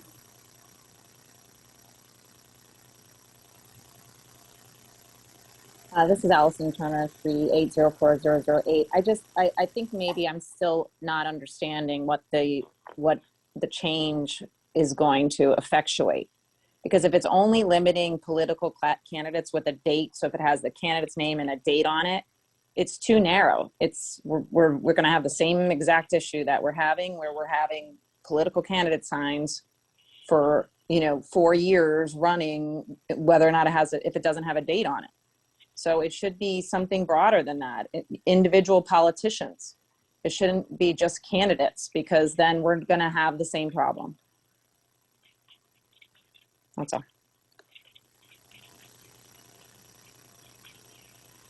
Okay. Who's next? Beverly, if you could say your name and correct amount.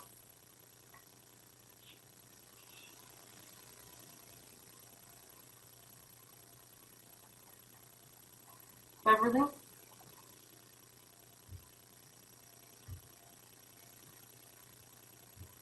Okay, we'll come back. Minister? This So Harmony, if we could hear from some people that we haven't heard from before, I'm keeping track of the names here, and I appreciate everybody's comments. And the way I've broken this up, we need to hear from everybody multiple times. But if there's some folks out there that would like to express themselves that haven't yet, I'd sure love to hear from them. Go ahead. Who's next? Okay, I think we have Thomas Bowman. So I can't talk then? No, go ahead. Okay. This is all personally. Go ahead. Okay, sorry. I'll just make this real quick, and I don't want to beat this to death, pardon the pun, but we talk about, just as another example, about how some flags are okay, like sports flags. People have literally died for wearing Dodger blue. When you think about that, up at the stadiums, we see almost every year people get punched out walking through the parking lot just because they're Oakland A fans are down visiting or the other way around. People get that crazy about that, but in our community, no one's dying from political flags or whatever, so let's not just blow off this flag and say, well, sports flags are okay, and they are okay, because we're a kind community to each other on that, but let's not make it sound like, those are okay, but the political flag, don't tread on me flags and get someone killed. If the Dodger flag will get someone killed, then at that point you ban all flags. We don't want that. So that's all I want to just pass that on, and I'll let it go at that. Thank you, sir. Okay, thank you. Who's next? Thomas Bowman. Hi, I know I was on before. I'm going to be brief this time. 3868-633. I have it now. I just wanted to answer a couple of things because I guess people still get offended when they hear the word Trump. And I think someone responded to what I had to say. And I don't think people should be offended when they see or hear the word Trump. And somehow people are. And that's a failing in our community to some extent, but certainly in the media. I don't see a reason for it. And I don't think that, and to answer this piece, I don't think political should be included in this rule because there's just too many things that you could consider political. And are you going to forbid anyone from putting a former president on a flag? I don't think you should. There's too many. There's a lot of former presidents. I used to drive on my commute from Redondo Beach. I would pass Obama Boulevard every day, and I didn't like it, but people are free to do that. And if someone wants to suggest Trump Boulevard instead of Canyon Lake Drive, I'm fine with that. And I don't think anyone should be offended by the word Trump. Trump is not an offensive person. Thank you. Okay, thank you. Who's next? Sorry, I was muted. I think all our repeat speakers, unless someone would like to go to participants and go to the bottom and raise their hand.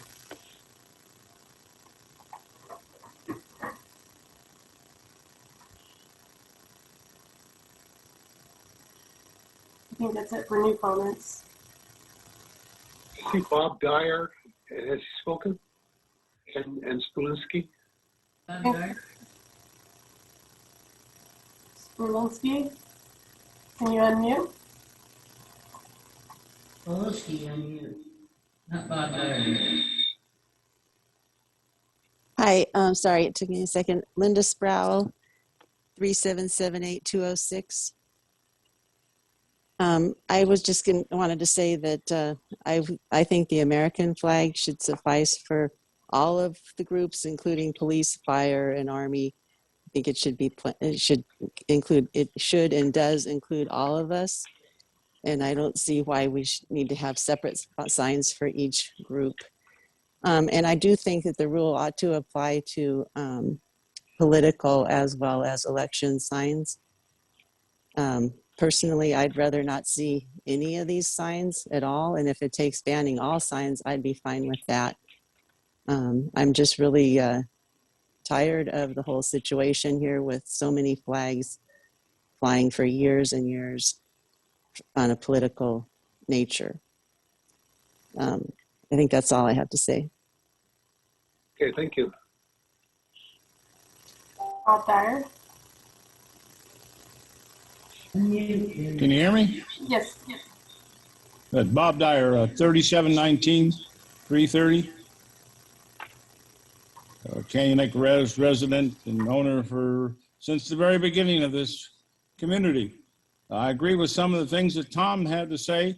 As he suggested, you drive through the community, you read street signs that got political names on them. And as you drive around in this community, other communities close by, in fact, probably all over the United States, you will see political signs. So I don't understand people's thought that they think they're in the community here. And I guess this is a place where you're going to hide and not see these different signs. I think some sign regulations should be done. A couple of them is, we don't want to feed these gross, offensive words, the F word and stuff like that. And I think there also should be regulation on the size of flags, even, the American flag, because of maybe noise for disturbing people. If you have a flag up in the air, it's 15 by 15 feet big, flapping in the wind. And maybe the amount of flags that you have at your house. If it's political, non-political, or if it's the president who's not in office anymore, and you want to hang a flag, well, maybe there should be a limitation on maybe not just one, maybe two or three. Same with on a car. But remember, this is the United States. We're creating a problem here, which was solved hundreds of years ago. It's called free speech. And what you want to put out on your front lawn, if I want to put the word Trump for president, Biden for president, and have no year, that's just whatever that's what I feel like, but it's free speech. And so you're going to see this outside of this place, unless you think that this is just the only place in the world. It's getting, well, it's going to create more and more problems. And I could say, a few things, the amount of flags and stuff, but this is getting to be a little bit too much when you decide. Maybe I should take down the flag where I see a sign outside that says, I love Jesus. Some people don't love Jesus, and some people love him a lot. So now we have another thing. So we're just creating more and more rift that's in here. So, I mean, it's part of life. It's part of the country. If you want that, go to a country where they only let you put up one political sign in the whole country. Otherwise, they'll throw you in jail. That's not here. We're in the United States of America. And this is getting a little bit out of hand here. And that's my opinion. Thank you for your time. Okay, thank you very much. I think we have time for one more. I see one hand raised there. Harmony? Yes, Authentic, can you say your name and track them out, please? My name is Kelly Tolber, and it's 3716623. I agree with the election verbiage, but I don't agree with the political. You're opening the door to all kinds of issues. If people are offended by political signs and such, flags, banning flags is not going to solve the problem.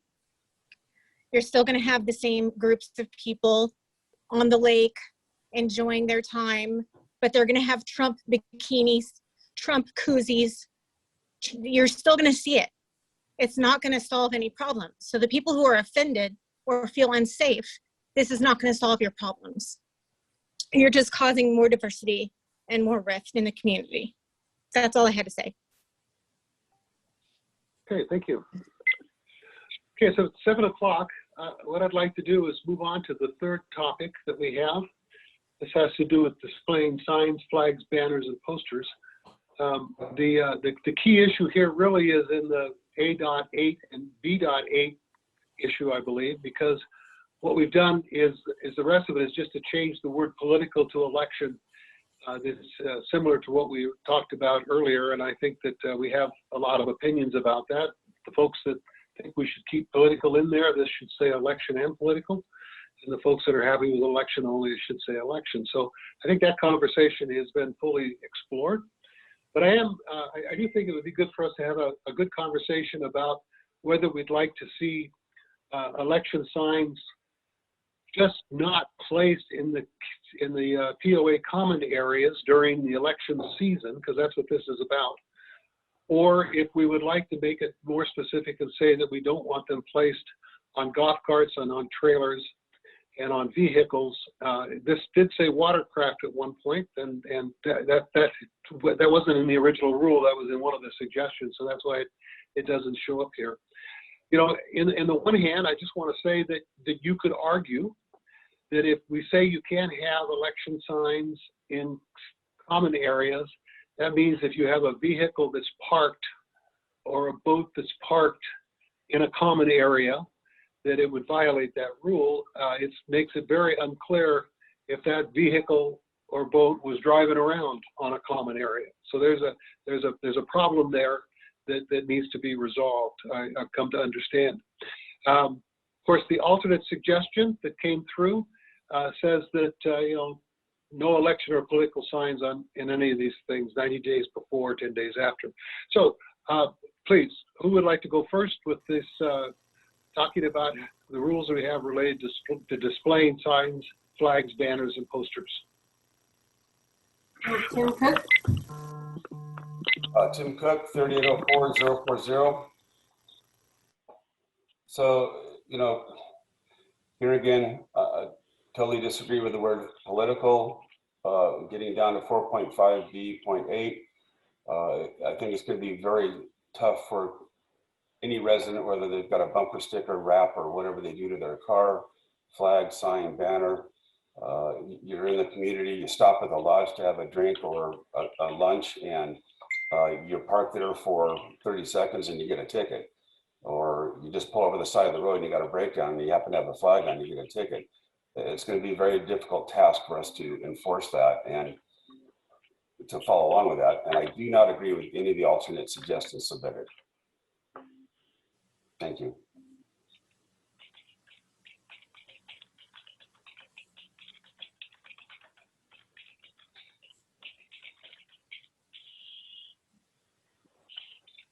Okay. Hey, Chris, let me Tim. make a comment real quick, just for the people that are, if you have this at home and you're looking at the proposed document that was submitted, to make sure everybody understands what this red line version is. The words that are in black are currently in the rule book and they remain unchanged. The words that are in red with a line through them are the words that are in the rule book currently now, but we're talking about removing. And the words that are just in red only and underlined, those are the ones that we're trying to say we should change to. So we keep talking about political, but right now the status is political is in the rule book, and we're talking about taking that out and putting it to a different word called election so that it's clearer. Okay, thank you, Tom. Harmony? Kathy Blakemore. Kathy Blakemore, 3846226. I just wanted to speak on in support of the alternate suggestion, and I wanted to, yeah, pretty much that's what I am in support of, and I still am very, very concerned about political signs, and I think that should be included as well.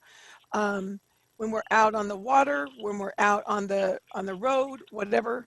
I think those need to be political free zones. So that's what I have to say. Thank you. Okay, thank you. Tammy Mulgold. So I am against the alternate suggestion. I think the rules are quite clear, and I think people are really being quite silly, because if you go to the beach or if you go outside of Canyon Lake, are you going to say, oh, you can't fly this flag, oh, you can't have this on your property, oh, it offends me because I see it on the side of the street? People, grow up, become an adult. I mean, come on, you're being so silly about this, really. I mean, you can't stop it from everything you see and hear. In this small town, I agree that in the common areas, we should not place our election materials on the Canyon Lake common property areas. but you're being ridiculous when you say you're telling a person that owns a car, that pays for that car or that boat or that golf cart, that they can't put whatever they want on that. That is their property, and good luck with that. You will lose in a court of law. It will not happen. It's not going to work. And if Canyon Lake wants to be taken to court on a class action lawsuit, yeah, put silly stuff like this in your laws. Go ahead. Thank you.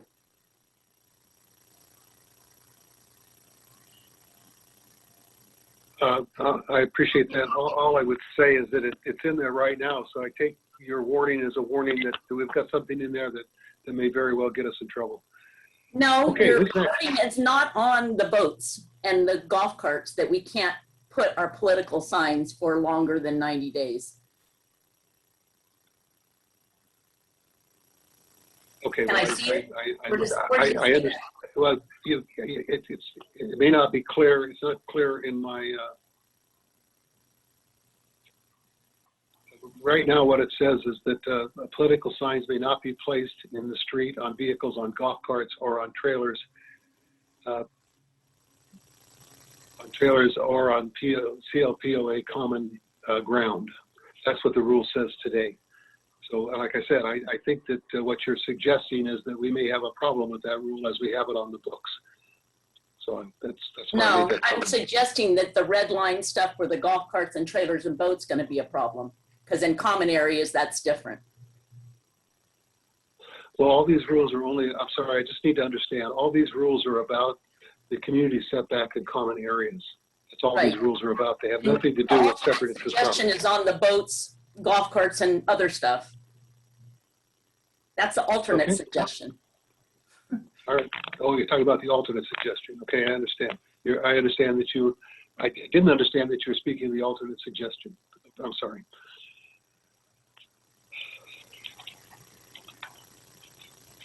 Okay, who's next? Renee? Thank you. Is there any way you can scroll back up to go to? Sure. Is that all right? Thank you. Where would you like me to be? Yeah, stop is perfect. This is what my concern. So Renee Griffiths 3778154. This would be my concern when this rule, and I appreciate that it's crossed out on the golf carts and trailers. Of course, that was about signs when signs were simply signs. Signs weren't including flags, banners, and posters. My concern is that, and I understand you change it to areas because that's kind of the language that's used everywhere. I would like, if someone comes in with a vehicle, someone already said, and they have a flag that says, I love Biden, or Biden 2024, or Trump 2024, whatever it is, that isn't officially an election sign, they can have it on their vehicle. If I want to drive around with my golf cart and it has a flag that's now considered a sign, I can have it on my golf cart. I can have it on my boat, because it does become a slippery slope as to what offends people. I can tell you when my dad comes to visit, on the back tire spare thing, he has the 10 Commandments. I'm certain that offends a lot of people, but I'm not going to tell my dad that he's got to take that down in order to come to Canyon Lake. But it could get that far, and that is my concern about a slippery slope. So with that, because we're now changing the word signs, we're talking about common areas. And even though we're taking out the word golf carts, if my golf cart, as Tim was mentioning, is parked at the lodge, I could get a ticket for that. And I don't agree with that at all. Thank you. So Renee, help me understand.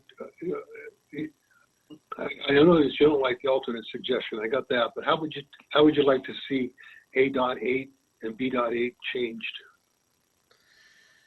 I think, well, and I understand, or from what I understand, and I may be wrong, when you say common ground, one could argue that it has to be stuck in the ground in order for that to be considered. Common areas, I think, opens everything up. So if you're saying that election sign can't be, oh, sorry, I know you have to type, and I'm like trying to read it back. Wait. When you're done, if you could scroll up, I'm so sorry. And you're multitasking well, so. Well, I'm doing the best I can. No, you are. It's not easy to listen and type. Goodness, I know that. So when it says election signs may not be placed on common Canyon Lake common areas, then we're saying that if I have, so let's fast forward and we're at an election for a new governor. If I have that on my golf cart parked in a common area, is that a violation? Because it's considered a common area. Even though we scratched out the word golf cart, whatever it is, it's in a common area. Okay, I'm going to write it like this because I think I understand what you're saying. When it said common ground, you're talking about something that's planted in the ground. That's why I said ground is ground. And when you say area, you're really talking about, you know, the three-dimensional space and what can be there. Is that what you're saying? Correct. I think that's where there could be wiggle room. And if I have that election flag on my golf cart, parked at the lodge or parked at a park, and someone is offended by that, then they could call and try to argue, and maybe successfully, that that's a rule violation because it is in the common area, even though it's on my golf cart.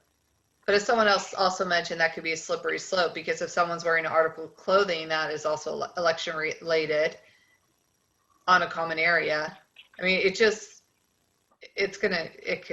yeah. As Tim said, I don't envy your job right now for this, because there's a lot of different ways people could argue if it's a violation or not. Right, and just to say, we're trying to figure out how to get this so it gets right at the heart of what we're trying to govern, because every citation of this issue can go to the appeals committee, and the appeals committee has to try to sort this out. And if it's not clear, it doesn't make it any easier for them, nor as it moves up the appeal ladder. So, okay, thank you. Thank you. Who's next? Scott Reedus.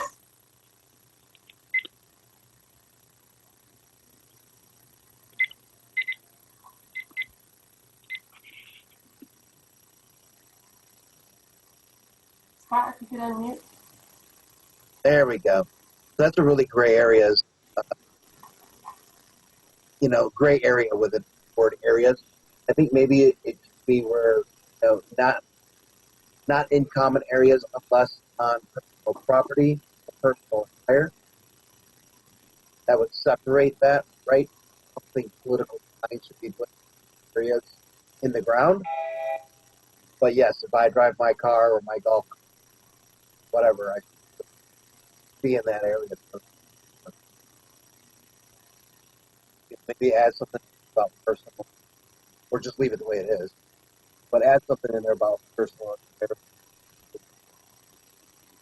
Sorry, you're breaking up again. I know there's trouble with your connection, but Just maybe if you were able to add something that says about personal property or personal belongings or personal attire, you can have whatever you want on it. All right, maybe not swear words. There's only a few with that. I think that would separate the two, right? For a common area. Okay, I understand. Yeah. Because I think what the majority wants is the majority wants to be able to go in with their personal property and have it say whatever they want. Right. Okay, thank you. You know, when you sit, I just want to say, and this is not a disagreement with what you just said, Scott, but I hope you all realize that when you say what the majority says, how hard it is to try to figure out what the majority says. We have a terrific group of folks here that are being very constructive about their suggestions. I don't know if we've got 100 or 200 when you count the Facebook folks. We got 4,800 people out here.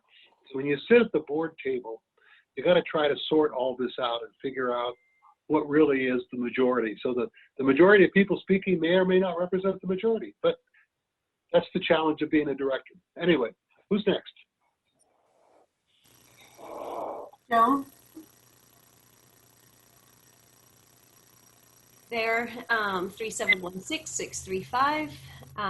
Again, I just support alternatives submitted. Again, because if we don't include flags, etc., on golf carts or on boats, then it defeats the purpose of this meeting, where in the community-owned property, we're still looking at everybody else's political stuff. And I just don't think that's cool.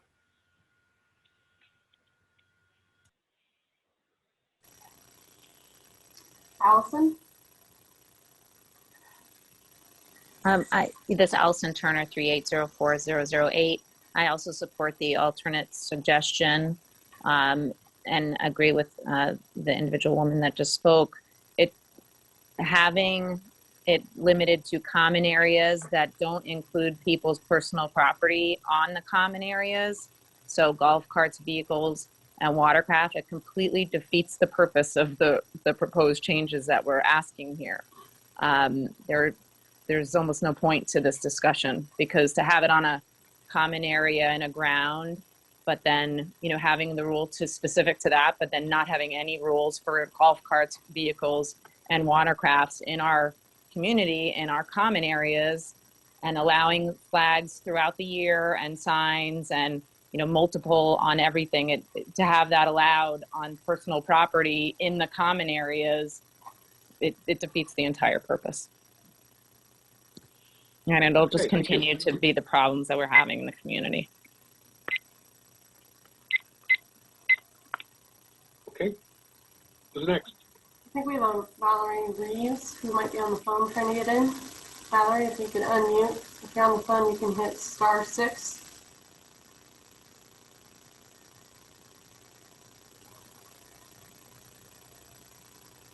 Valerie Reeves.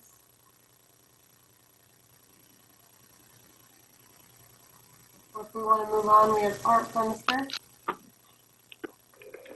So, Chris, I hate to throw another monkey wrench into this because I know you're working hard on this, but so you've been to my house, you know, my front yard is very, very small. I'm at the end of the cul-de-sac, but I'm a strong supporter, obviously, of law enforcement. I'm in the business, I'm in the community, and on. And I want to express that. And yes, and if other people see it, then that's fine. So looking at the police supporter flag and other ones in my backyard, on my flagpole, that overlooks the entire East Bay. So now you're kind of flipping it. You're saying, okay, so I'm in a common area, but I can see your flag at your house that's on a private single interest, whatever, inside there in my house because it's on my flagpole. So now we start running into that. So I would hope they're not going to say it, because then you're going to say, well, you can't have it on your flagpole on your own property because someone else can see it.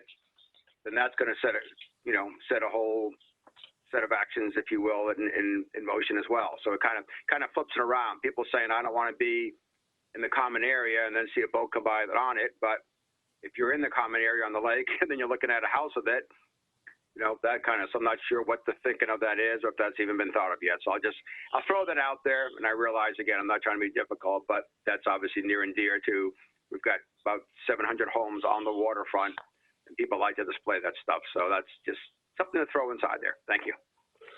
So if I understand you, Art, if this doesn't make sense, just tell me I missed the mark. When you look inside Davis Sterling, it distinguishes the community setback from the common area, I believe. Well, maybe it doesn't. Okay, so I'll stop that. You know, what you're saying is, and I got the point now, because my mind was not going right. As soon as we say the common area, we just included all the community setback. And is that really what we intend to do? I understand that. Yeah, I don't think, and maybe I'm confused on that. I don't believe the setback, I believe, just applies to front yards, not backyards if you're on the water. I don't believe that's the case. Yeah, you do have a setback on the lake, and you have a setback on the golf course. You know, mine on the golf course is 25 feet. I think yours is 25 feet, unless it's extra deep for some reason. But the point is that I believe Davis Sterling, and I'll stand corrected if I need to, I believe it separates the common areas from the separate interest property. And of the separate interest property, you really don't own that first piece in the front yard and that last piece on the lake as much it's considered the community setback. So anyway, and I understand the point you're making about if as soon as we say common area, doesn't that include the community setback? And that's a new piece of information for me. I have to get that sorted out. Yeah, and I'll just throw it out there because if they say, well, you're in the setback, you can't have a flagpole, then I'm going to move my flagpole into my real common area away from there, and then people can still see it. So I think that's just something. Again, I'm not trying to be difficult on it, but I know just this, and this is the problem when you start getting into saying flags, you can't have flags. I mean, my God, you can peek over someone's fence and see it. Well, I was cutting my backyard tree and it's on a ladder, and I saw their flag in their backyard, and that offended me, and on and on. So anyway, we'll let it go at that. I know we're trying to get this done tonight, so I appreciate it. Thank you. Okay, who's next? Maha Kid. 3778201. Art, I'm sorry to pick on you, but maybe you're getting a little bit too detailed. I think we need to start somewhere. I think a lot of the issue that we have are the extended dates in common areas. So that is definitely somewhere that I agree that we need to make a change. Right away, you'll take a lot of the division away. There's no reason to go beyond the dates, and I want to include the common areas. So I think that was it. Okay, great, thank you. Thank you. Who's next? Tim Cook. Hi, Tim Cook, 3804-040. When we're talking about common areas and POA property and stuff, we don't live in a city, we live in a gated community. So I'm having a party at my house, guests over, and they drive their golf carts and park on the street in front of my house. That's a ticket, according to the way you're describing this. That's a pretty touchy area, in my opinion. So, it is common ground, it is public, private property belonging to the POA. And, that's going to really need some definition there, I think. Just like I said, just going for a family evening, going to the lodge and support our local restaurant, but yeah, I park in the parking lot, and because I have a flag or something that somebody else finds offensive or against this rule, I get a ticket. It's still on my private golf cart. It's still, I do get that, and I just think we need to work on that a little bit in that area. Thank you. Okay, thank you. Christy Rollins.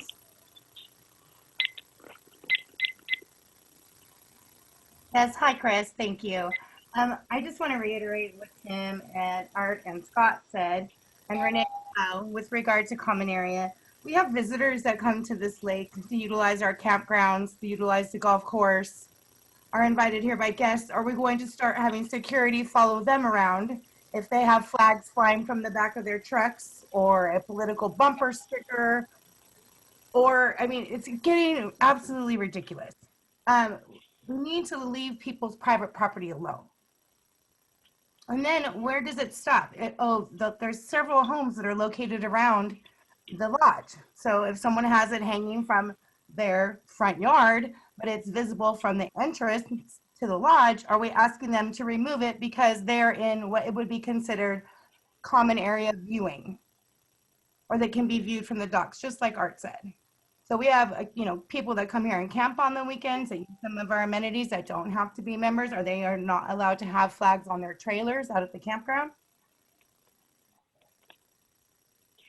I understand what you're saying. That's a very good point. I'm sure you know that as individuals, when we sign somebody into our community, we take full responsibility for what they do. So it's actually a little bit worse than you just said.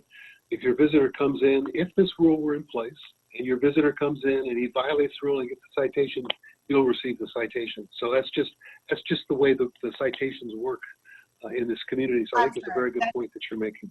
Okay, yeah, that's what I'm saying. That's absolutely ridiculous.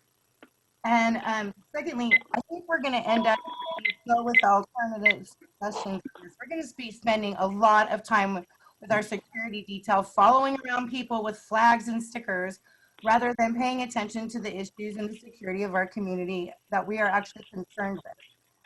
And lastly, I want to say that there was a comment made earlier by one of the members that these certain flags that are being flown are disparaging to Black people. I'm sorry. My father was a police officer who defended people.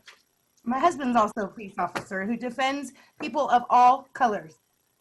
I fly that blue line out flag in front of my house, and I will not take it down under any circumstances. I want to make that clear right now. And I think there's a lot of people in here that feel the same way. And I'm not going to allow someone to say that that is a racist flag. My father was killed in the line of duty defending all races. My husband risks his life every single day for all races. The flag's to support them, not your personal political agenda. That's it. Okay, thank you for that.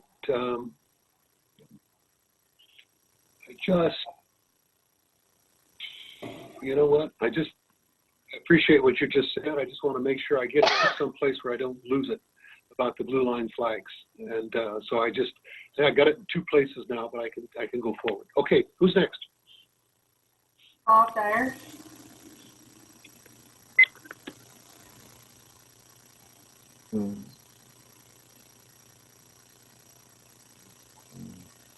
Now you should hear me. 3719-330. I'll make it short. I think maybe we should include this on what clothing we wear, what shirts, what hats. Where do we stop this? That's it right there. Okay. That's something to think about, because pretty soon they'll be looking to see what you're wearing. Thank you.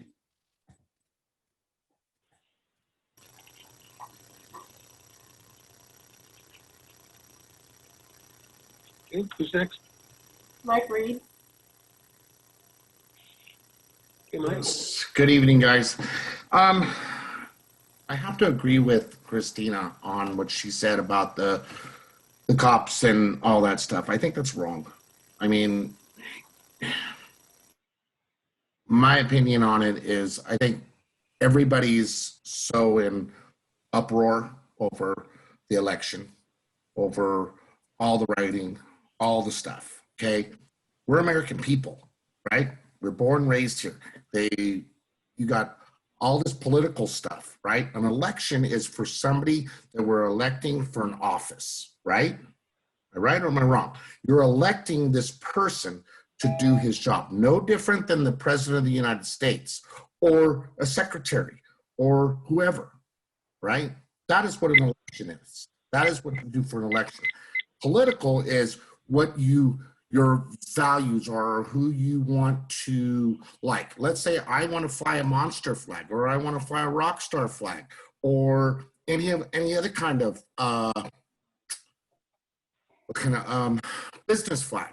Okay, does that make that wrong? No, it doesn't. Maybe you don't like Monster Drink, maybe you don't like Rockstar, but I do. That's my opinion. Okay, the problem with it is everybody is so divided in this country. We're all Americans, and we all need to get our heads out of our asses and turn around and pay attention. Take the damn blinders off and look out what's going on. No different than going out the North Gate and you're coming in and there's a guy that's got a big old huge sign that says Black Flags Matter, Black Lives Matter, and he says, I hate Trump, F the USA. But nobody does anything about that, but he's outside the gates. But we did have a situation in July, on 4th of July, when there was somebody in the residence that had a big, huge Black Lives Matter on their roof of their house. But nobody said anything about that. But there was known. But nobody said anything about it. You know, it's frustrating. It really is. And we as American people need to turn around and look at ourselves and go, what are we doing? Wake up. Wake up. I moved to this community for a lot of reasons. But man, in the past 2 years, it's just gone to shit. Literally. And it's true. You know, and I'm just frustrated. And I've been listening to everybody's stuff, and it's just like, it's a mind blower. Well, I appreciate what you're saying. We need to stand up and turn around and say, look, Doesn't matter if you don't like Biden. It doesn't matter if you don't like Trump and you don't like this and you don't like that. You know what? We're all Americans here. Okay? We all were born and raised here. And we all need to stand up for our rights. First Amendment, Second Amendment, 10th, 12th, 25th, all of it. That's what it's for. But you want to take a city and you want to change everything over because we had a bad election and nobody's happy because somebody lost or won. Well, guess what? You know what? I was a Trump supporter.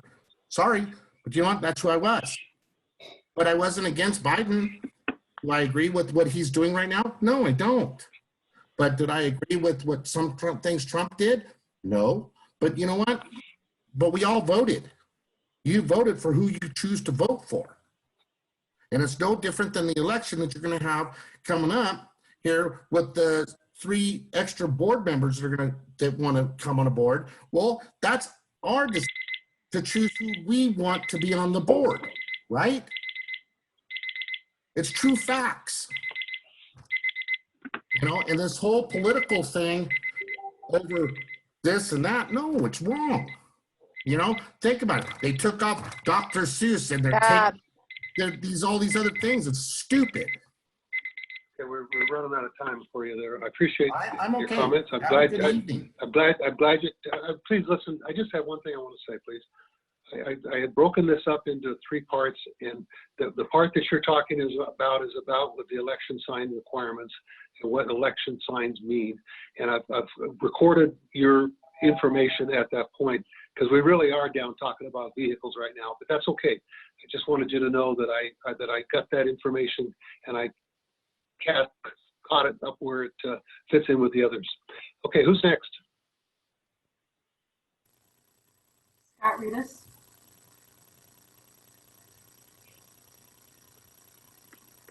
There we go. I was waiting for that unmute button to pop up. So I've heard a couple of times people say it's causing division. People saying that, you know, I'm offended by it. But really it's the division. I gotta tell you, I've been pulled over by more people from their garages, from their driveways, in a store, based on a hat I'm wearing, a shirt I'm wearing, a flag on my golf cart, a flag on my boat. Conversations have been started. We've talked, we've drank, had great times together. That's not division. I'm sorry, if you feel that you're being divided by a sign or a flag, you've got some problems that, you know, this can't be fixed in a meeting. People are going to be offended by that, right? I might be offended by the color green, okay, but really, this doesn't cause division. I've met a lot of great people and have made some good friends based on, like I said, the flag, that shirt, what sign that I have. That's it. Okay, thank you. Who's next? Okay.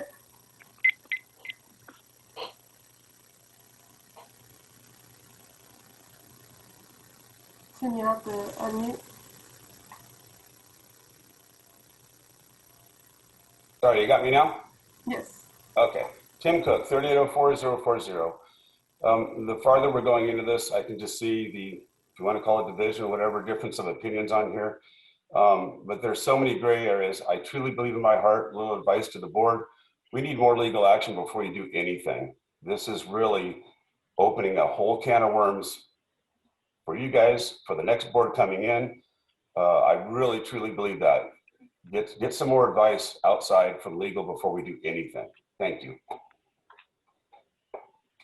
Thank you, Tim. I just want to say that we have a legal team that we work with on a weekly basis, and everything that we do with them, of course, is done on behalf of the POA, and it's all confidential. It's not something that we can talk about. It has to be dealt with during our executive sessions.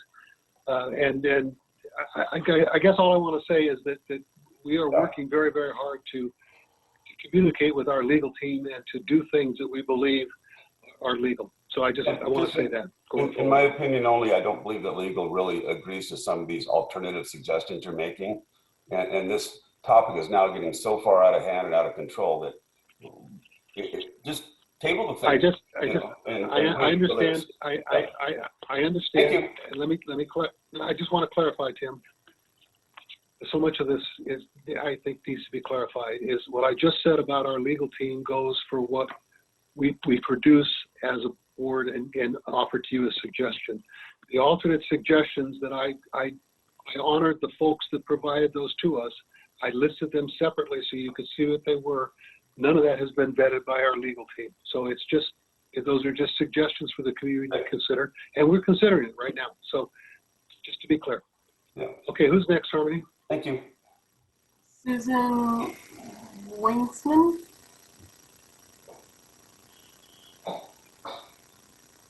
Susan, if you could unmute.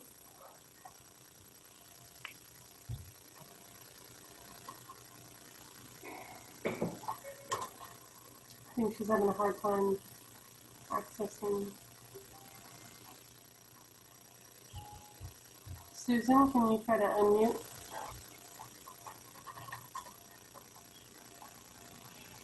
Okay, if you'd like to move on. Yeah, you know, folks, what I'd like to do, because I want to make sure that we touch all the topics, and is to move on to the next cluster of comments. This has to do with the dirty words, and to hear what you have to say about these. And what I'm going to offer is, if we get through all 5 of these, and hopefully by 8 or 8:15, anybody that would like to cycle back and offer more opinions in these different areas, I'm happy to sit here, and hopefully my directors are also, and continue to hear from you. But I would like to try to wrap these things up and have everybody give a chance to speak on all the items by 8 o'clock. So I'd like to move on to the use of dirty words.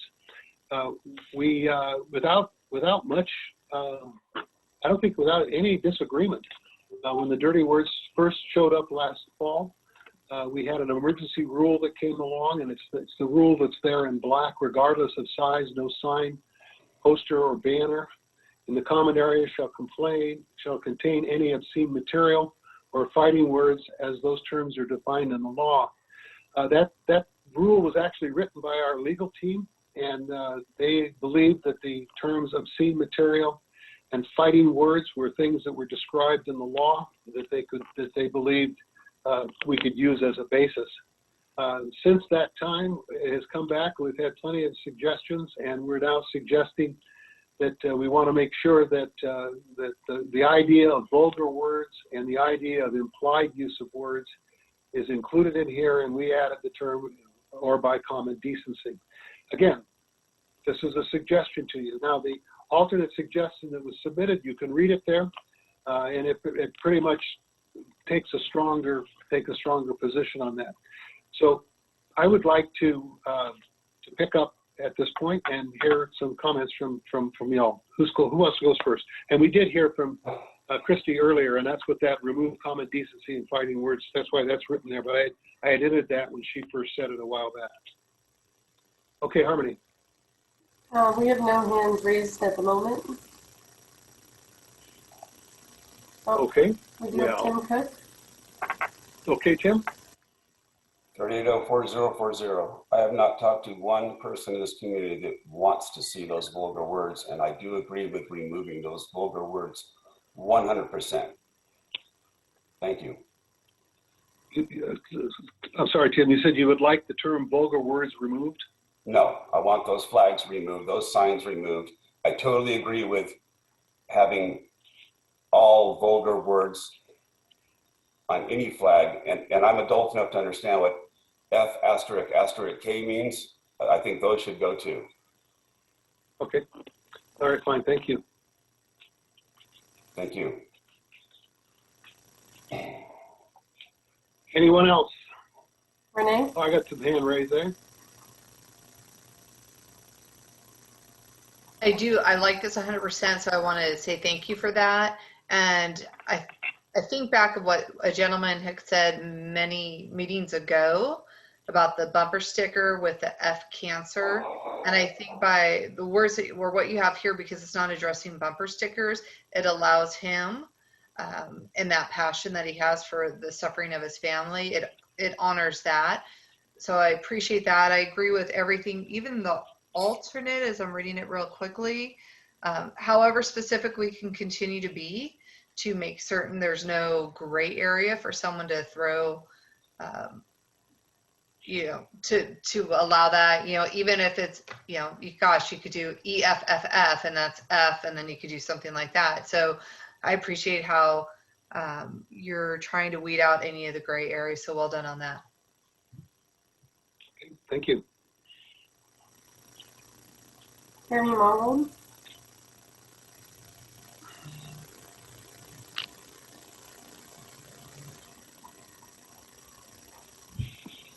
I also agree with vulgar and obscene content on any flag should not be displayed on any property or any vehicle, boat, or any common area. I think you'd be silly if you wanted that for your children to see and anybody else. I want to question the fact that fighting words, what exactly are those, and what is a fighting word? And how do people define fighting words? You know, we have an actual legal opinion about that I can't cite to you because I don't know it verbatim. That is the one term that the lawyers have suggested, depending on how it's used, the F word could be considered a fighting word. It seems to be those two terms, fighting words. Can I just please finish? Yes. All I want to say, and I said, depending on how the word is used, we were given the impression that was one thing that will stand out. Now, maybe I should not go as far and say what I just gave you my personal opinion of what I understood. How about you put in cuss word? Chris, let me add something here real quick, and you know, people, you can Google this stuff. It's out there. The fighting words is a specific term used by the attorneys because it refers to the fighting words doctrine, which is a Supreme Court case ruled 9-0 in 1942 and established case law. So the lawyers like to go to that stuff because it's precedent and it gives us, you know, something to actually use when somebody wants to contest what we're doing. We have a Supreme Court case that will support the decision or the action that's being taken here. Okay, but maybe instead of putting fighting words, put AKA cuss words, and then people will know exactly what you mean. That's all. Okay, who's next? Scott Reedus? 3016, lot 12. You know, I think I don't agree at all with the alternative suggestion just because of fighting words. Right now, fighting words are police, God, male, white, green, black. Everybody gets offended and everybody wants to fight over everything. There's no way to stop that with words lately. We can't even figure out what a boy or a girl is right now. So I don't support that at all. I just don't think we'll be able to. There's not, you know, everybody's getting offended over everything. That's it. Thank you. Allison?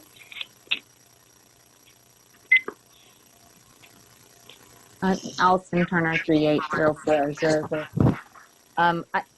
The reason why I like the alternate suggestion better is because it says it's viewable from the common area. So it's not just for the common areas. So that would be more specific to viewing from people's personal property.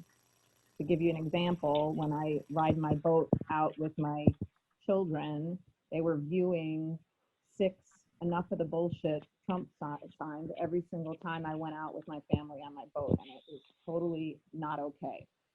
So that's an example of how this doesn't limit that. All this says is common areas, so I don't see how that's helpful.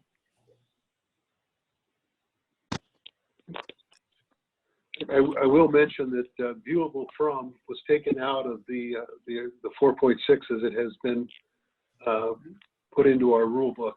And those were words that, again, were endorsed by our legal team. So that was taken out for other reasons. Then can it add in there that it's the common area and private property, that these words shouldn't be allowed to be put on there, curse words, vulgar words, obscene words, that they shouldn't be allowed on personal property or common areas? Well, all I'll say is that this whole conversation, this whole 3 hours is about how we want to write these rules. And so all the things that have been discussed, the reason that I've written all this down is to come to a decision about what we want this to be, what goes back, what comes out, how do we do this? So my answer is sure, it can be put back if that's what the board decides that they want to do. So it's good to hear the opinions. Yeah, I mean, I would ask that it would be considered, because I feel like this is the one thing that the entire community probably agrees upon, hopefully, other than the ones that we've seen flying them throughout the community. So I would ask that you consider it. Well, I don't know if you're tracking what I'm typing here on the screen, but you'll see that last line says likes the alternate viewable from the common area is included. So that's what your suggestion has been recorded. How's that? Thank you.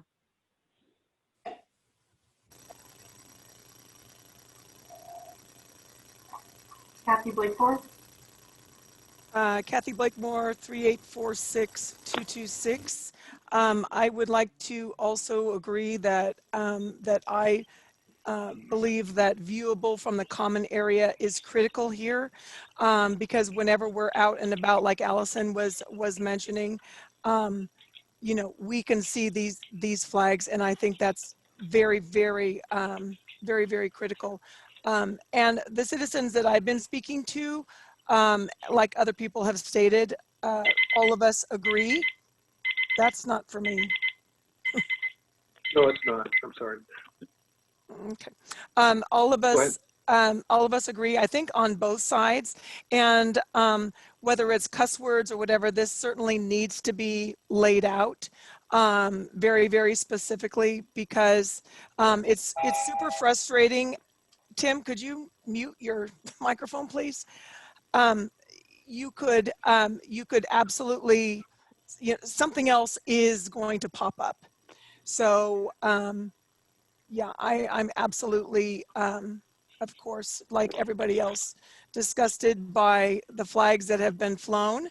And I really feel as if that the POA's unwillingness to kind of deal with this has kind of created, you know, it's kind of empowered some people to really, you know, display all of these demeaning messages. And I really wish that we didn't even have to go through this, but unfortunately we do. And I appreciate being a little more clear on all of the words that would be unacceptable. Thank you. Thank you. I hope you don't mind me saying that the POA is dealing with this. That's what these conversations have been about the last month and a half. We're working on it. It's just, it's very, very complicated. It's hard to find the middle ground, and we're working on that. I will take this opportunity to say that you did say that there was agreement on both sides, and I understand that. We do get a lot of emails, and as we go through and try to put together what we think might be a good set of suggestions for the community to discuss at this kind of a workshop, those things get in there. So it's recognition that there are many more voices that are speaking here than what you may be hearing tonight. But that doesn't mean they're going to govern. It just means that this is all information that the board has to take in. Who's next? Irma Mascara. Yes, hello, good evening. My track number is 3716 and the lot is 123. I might sound naive in asking this question, but what implications does the term "don't tread on me" signify? I know there's different views about this, but is that considered fighting words, or what kind of implications does that slogan have? That is something that has been part of the discussion this evening. It's been part of the discussion since February 7th. There's been reference to what it meant back in the 1700s when we first have record of it being used. Everybody has a different interpretation. It is a political flag, and I don't think we have a clear. I don't believe. Maybe Tom would help me with this. I don't believe that those are considered fighting words. Tom, can you help me with that? Yeah, the Gadsden flag is not a fighting flag. It represents back at the time of our country when there was a revolution going on. From the earlier discussions that people were just they prepared or presented that flag to show opposition to the British for the colonists, and it doesn't mean anything bad. It doesn't have a negative connotation. Some people might impression it that way, but it's by itself, the Gadsden flag would not qualify as a fighting word. Okay. Thank you for answering that. You're welcome. Next. Kathy West. 3719283. I think we really need to clarify a little more and go into detail on each of these points of what vulgar words are, what the fighting words are, because as people fly their flags, someone's going to be offended, and it's going to be a case by case forever and always now because we have such an uproar with this. I think we need to clarify and spell out all of these things on each of these points to be clear to where we need to go. And then if more comes up later that you need to add, you guys will have to use legal counsel and move forward. But as of right now, this is just really gray and open to interpretation on someone that may not like what you say, what you're sharing, what you're doing. I don't even know why we got to this point, but I think it needs to definitely be clarified. Okay. There has been some suggestion that we ought to have a list, and as soon as you start making a list, then you've got to see what's on the list, and you got to put all those awful words in our rule book, and those are all things that have to be considered. Thank you for your comment. It's not like kids are reading these things. It does need to be clarified at some point. Otherwise, you're going to continue to have these problems, and people are going to be written violations, or we're going to get harassment from the security guards giving us $100 tickets because something was said or something's on our bumper sticker. What is said and on bumper stickers is about vehicles and about people talking to each other, which are kind of outside of this. This has to do with what's on signs, flags, posters, and banners. Signs, So flags, I just want parts, whatever. It still needs to be spelled out because the security guards are not trained to know what these are. Okay, I hope you, I don't know if you're following what I'm doing on the screen, but I wrote, need to clarify each of these terms, spell out each one, too gray and open to interpretation. Does that capture what you're saying? Absolutely. Okay, thank you very much. Who's next? Senator Sherry's iPad.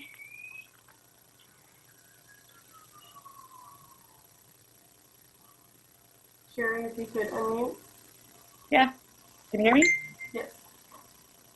Hey, Sherry Gonzalez, 3804108. I just wanted to say that I agree with most of this, but obviously about the vulgar words, I agree that shouldn't be on anything. But I think there definitely needs to be some clarification on fighting words and the common decency, because I think that's too broad of a range. But like fighting words, I think it was even the Supreme Court with fighting words, it was basically to inflict injury. If you say you're going to kill somebody, that's a fighting word. But what is, like, if somebody has a 2A flag, and I remember in the previous meeting, someone brought it up that they were afraid of the 2A flag also. And that's the Second Amendment, and that's a constitutional right. And I think that's something that it's like everyone has said, and I think I'm just kind of repeating everybody else anyways, but it's fighting words. And that's something that is not a fighting word. Constitutional right is not a fighting word. So, I mean, that's just to bring up one particular flag that's something that somebody could construe as a fighting word because you're in support of the Second Amendment. I just wrote down, what about QA words? Is that what you said? I just want to make sure. 2A, right. Number 2. TWO, the number 2. 2 words? Second Amendment. Yeah, 2A. No Q. Second Amendment. Yeah. Second Amendment words. Yeah, because there are Second Amendment flags, and people are proud to fly those because it's it's one of your constitutional rights. So, Right. I mean, Okay. and like I said, I just remember somebody saying that they were afraid of that flag. So that's why I'm thinking fighting words is something that shouldn't be in there because there's no reason to be afraid of a constitutional right. Okay, I got it. Thank you for the clarification. Okay, thank you. Anything else, Harmony? Anyone else? Not at this time.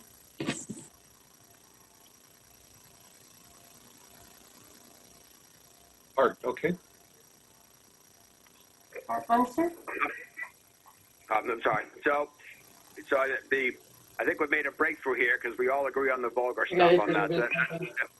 That's a good sign on that. So we're heading in the right direction here. So we all agree on that. We can put that aside. The fighting words, I think we all agree on also. But I think it was Director Joe mentioned, with fighting words, there's things that we don't even know that we don't know yet. I mean, I work, with the major police department over in the homicide unit and for 12 years now in South Central, and someone says, I'm going to pop you I'm going to cap you with my gat. You go, what the hell does that mean? Well, pop you means I'm going to shoot you, and gat means gun. So if someone puts a flag out there, I'm going to pop you with my gat.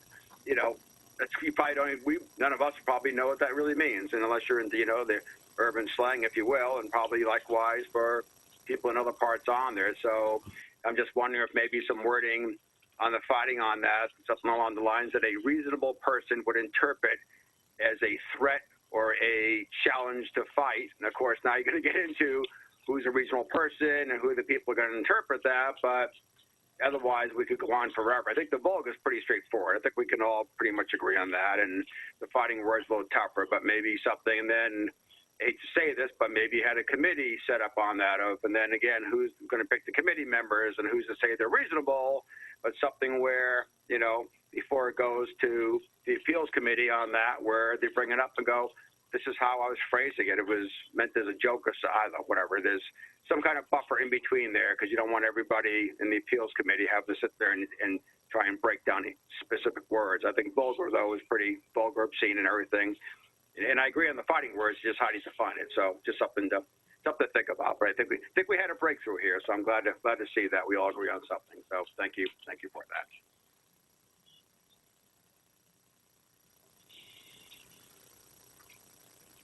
Oh, and Tom already talked about the Gadsden flag. Someone asked me to mention that. Yes, that's correct. That's what the Continental Marines carried into battle when the British were attacking us, and they were saying, "Don't tread on me." And the U.S. Navy, or the Continental Navy, when the British were running their guns over here to try and stock up to go to war with us, they were also flying the "Don't tread on me" flag. So that's exactly as Tom was saying. That's what that was for. Is our people telling the British, "Leave us alone," is basically what that meant. So anyhow, all righty, thank you.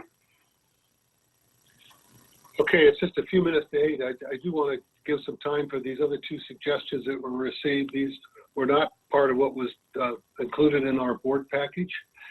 These have not been vetted through our legal team, but they are suggestions, and out of respect for the folks that put all this together, for both petitions, honestly, we're going through this conversation. The other suggestions, the first one has to do with defacing or defining the American flag in any form should never be allowed. This includes the blacking out of the American flag, superimposing any images on top of the American flag. The other one says Confederate, Nazi, KKK symbols or messaging, or that denote white supremacy or the overthrow of the United States government should never be allowed on signage.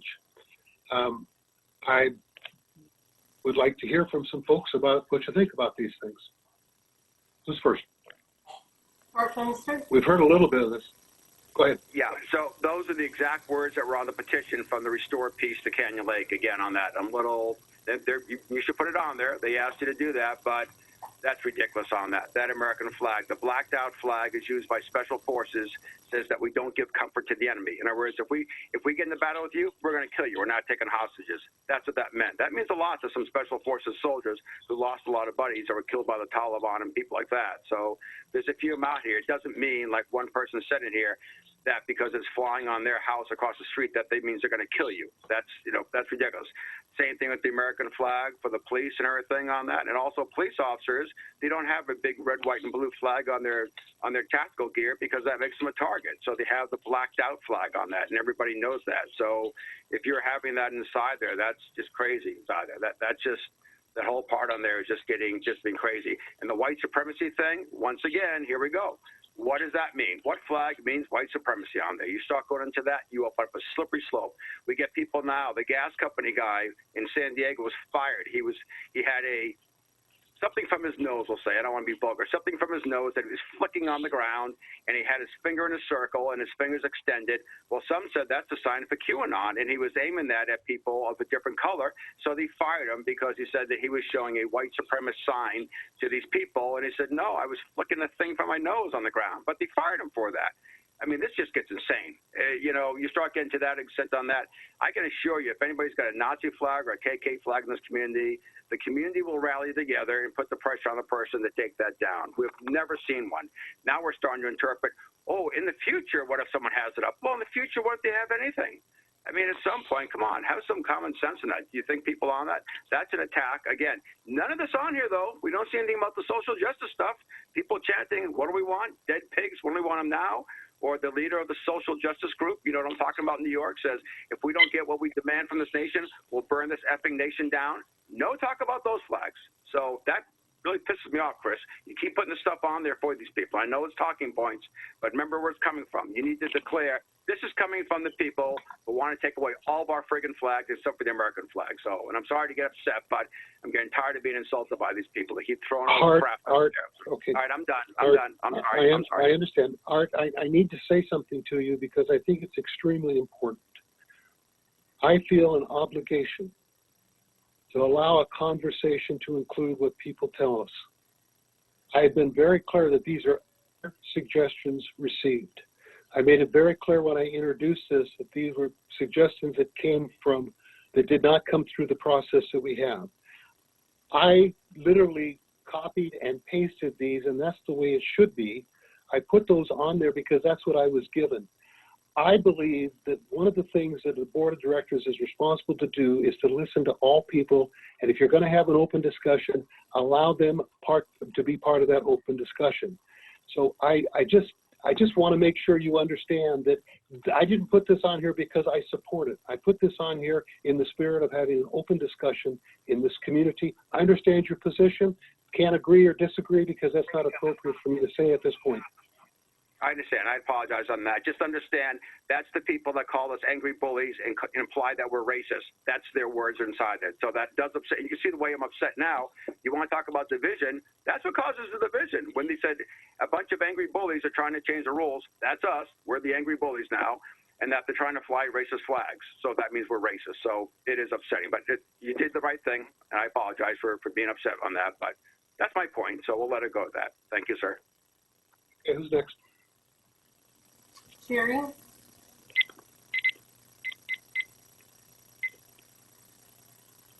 Sherry Gonzalez, 3804-108. I agree with Art. I was getting ready to call these pages about everything he just said. These are just unbelievable, ridiculous statements that somebody would even say. And I would be the first to take down anything that seemed like a white supremacist type flag. I would be the first running to that house and just take it down, regardless of the consequences, because that's just not right. And I just, the blackout flags, I think those should be here. I think this is their first, the number one of this, the other suggestions is just ludicrous that they even put this on here. These statements made me sick to my stomach when I first saw that petition they had going around with those written on there. And it's sad that it's come to this, that people like myself are considered the bullies because, I mean, I don't even want to say Trump during this whole conversation, but that's what the whole thing started with those flags. And it's obvious it is. Because I don't think anybody, like Art just said, nobody's ever seen any of these white supremacist flags anywhere. So, that's all I have to say. Thank you. And thank you for your time. Thank you. Who's next? Jacob Hardcastle. Sorry, this is Daniel Hardcastle, 3804-230 again. I'm on my son's thing now. I don't agree with the other suggestions, obviously. Like I said, blue line flag, red line flag, all the other flags. Superimposing something, any image on top of the American flag, like we were talking about earlier, like a bald eagle, something of that nature, I don't see a problem with any of those things. Seeing the Confederate, Nazi, KKK, so I've never seen anything like that, which, yeah, I wouldn't want that in here either, but I don't think anybody's ever seen that. I mean, we're talking about division. It just seems like this is becoming a bigger divisive thing than anything is this big old flag discussion. So I don't know. That's just my opinion. Thank you.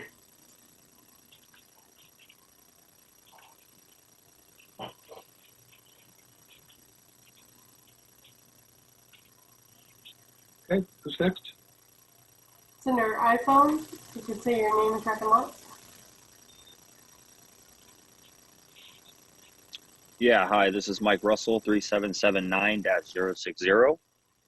And I would just like to say I agree with the previous three speakers. Thank you.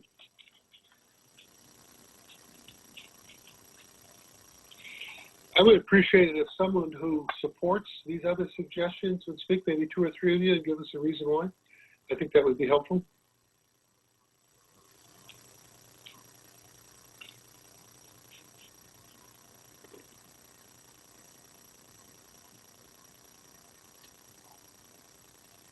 Should I call on hands raised or? Yeah, call on hands raised, that's fine. Okay, Scott, read us. So I'm not a lawyer, but on number 1 where it says the facing or the flag should not be allowed, that includes flagging out. So any other color on the American flag besides red, white, and blue is placed in the flag, which way you look at it. That being said, I support the police with the blue line. I support the firefighters with the red line, breast cancer, the pink line. You're going to need to figure out how to put that in there some way, because I don't want to come home to somebody with a red, white, and blue flag out there with a dirty picture on it, or someone crossing it out marker. So how do you divide that? Because no matter what, when you change that flag, you change that flag. So I think we would need to really look at each one and figure out, okay, how do we stop the black marker crossed out? How do we support the pink, the blue? Okay. Okay, thank you. Renee? Nick?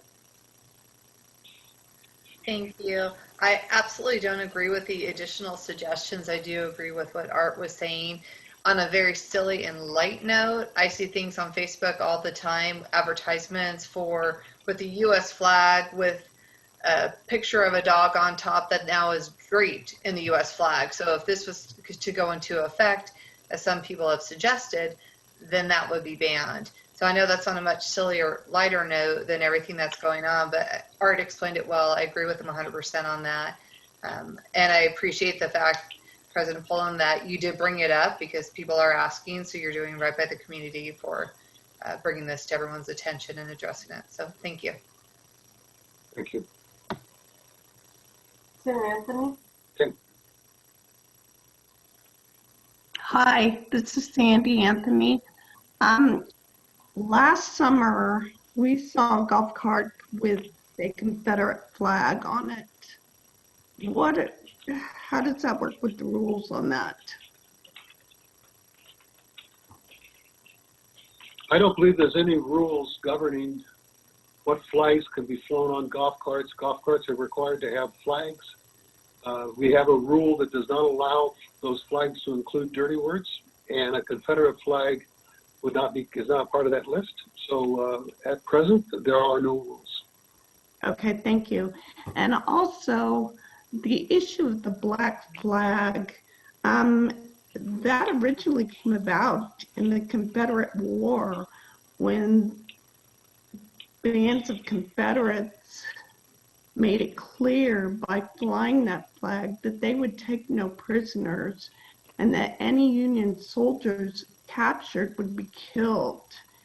I don't agree that the black flag should in any way find a place in Canyon Lake.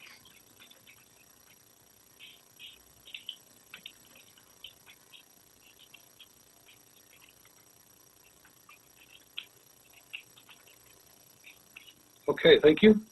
Thank you. Someone else? Kathy Blakemore.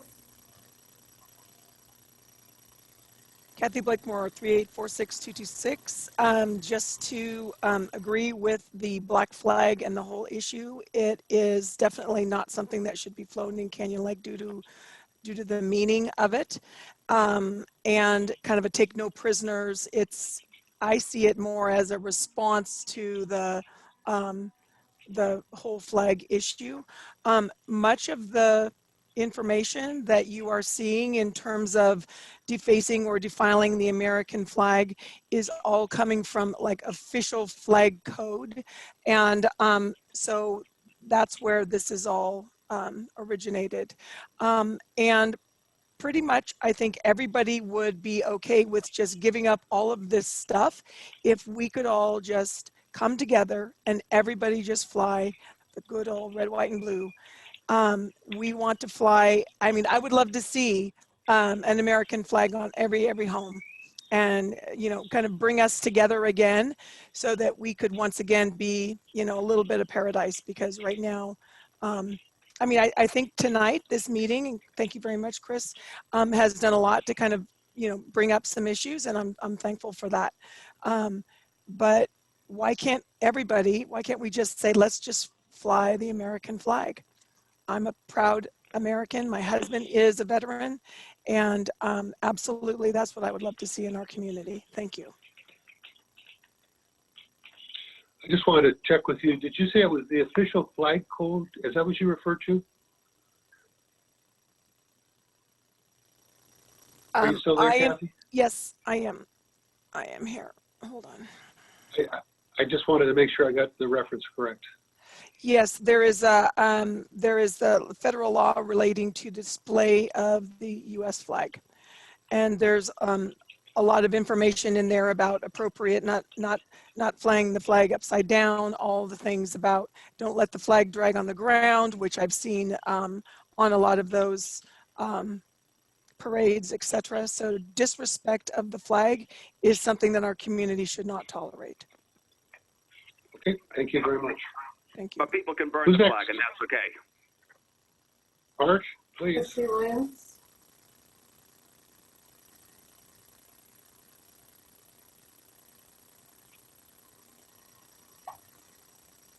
Hi. I just want to reiterate, want to say I agree with what Sherry had said and Art and previous people. And I also want to add that I've never seen any of the flags in the proposed language number 2, Confederate Nazi KKK symbols.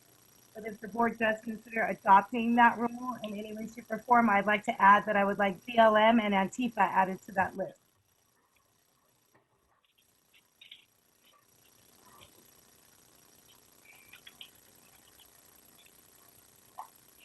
And that is all. Thank you. I'm sorry, what did you say you wanted to have added to the list? It sounded like pizza. Is that what you said? No. I love pizza. That's never happening. So I would like to say BLM, which stands for Black Lives Matter, the ones that burned down a bunch of cities over the summer, and Antifa, the same group that also participated along with Black Lives Matter. I think I got that right. Okay. Thank you. You want those added to the list, but you don't want them regulated, right? Well, I would rather the whole number 2 there be eliminated completely. But if it's going to be, okay. So I'm saying if the board does consider adopting the proposed number 2 here, that you also add to it BLM and Antifa. Otherwise, I think it should be completely stricken.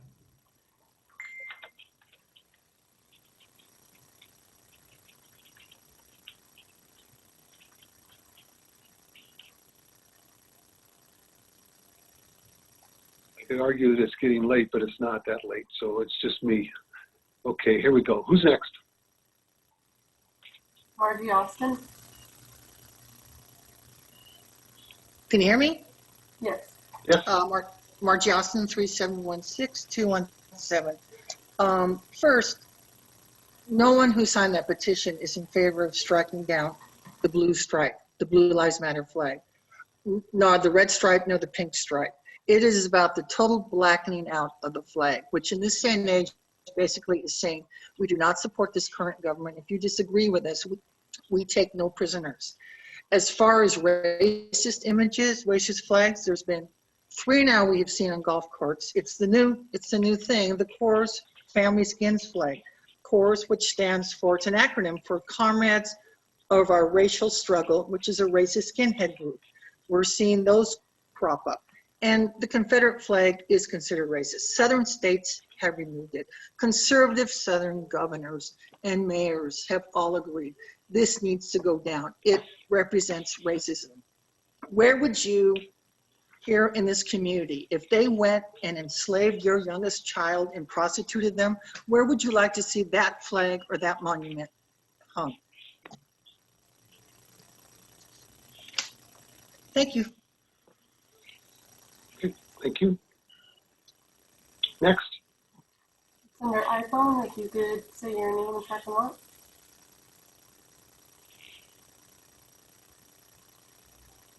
Yes, my name's Brian Bamey, 3719-325. Just adding on to the comments, if we're adding additional flags that have been part of any kind of violence or insurrection, then I think you just listed the Trump flag and the Gladstone flag. So I don't know if that really makes a lot of sense. You start adding more and more flags to this and using terminology like because they burn down cities, then those flags should be included. Doesn't make a lot of sense. I think your lawyers gave you a great piece of information. And when they told you to include fighting words, it's not just about inflicting injury. It says quite clearly if you are to incite immediate breach of the peace. And the whole point of everybody talking tonight is we'd like to see peace. It makes it very easy to understand what flags you should be flying and what you shouldn't be flying. If it incites your neighbor to not feel that it's peaceful, then that's a flag you shouldn't fly, and you should take the personal responsibility to be good to your neighbors. Thank you.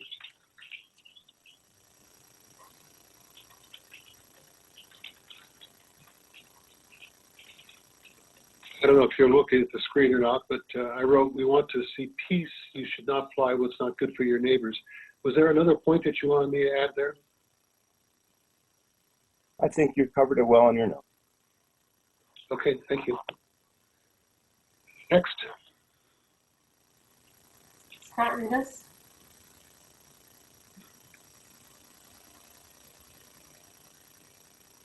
Yeah, I would just say that, can you go up, Chris, to where it says black flag or black out flag, because they're two different. You're talking about the suggested Blacking language? Out. Okay, yeah. I just want to make sure it said blacking out now. That's fine. Okay. Next. No other hands raised. Okay, folks, take 20. What I'd like to do now is to get a turn to my fellow directors and get a first impression. And then we're going to wrap it up. So, who would like to go first?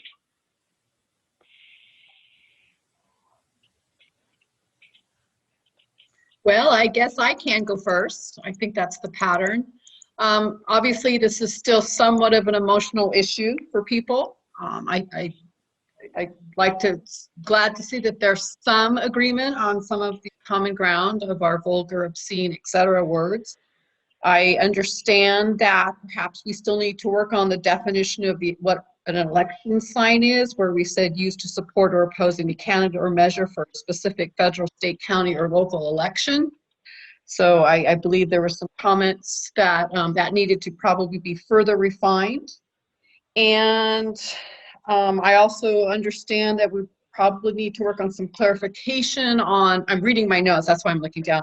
Clarification on vehicles, you know, signs on vehicles like in common areas, that there's still some confusion of whether or not a sign can be on a golf cart parked in the parking lot at the lodge, at a park, or at the baseball fields, etc. What particular signs can be are allowed on those. So that's kind of my takeaway from tonight. Okay, thank you, Jeannie. Who's You're next? welcome.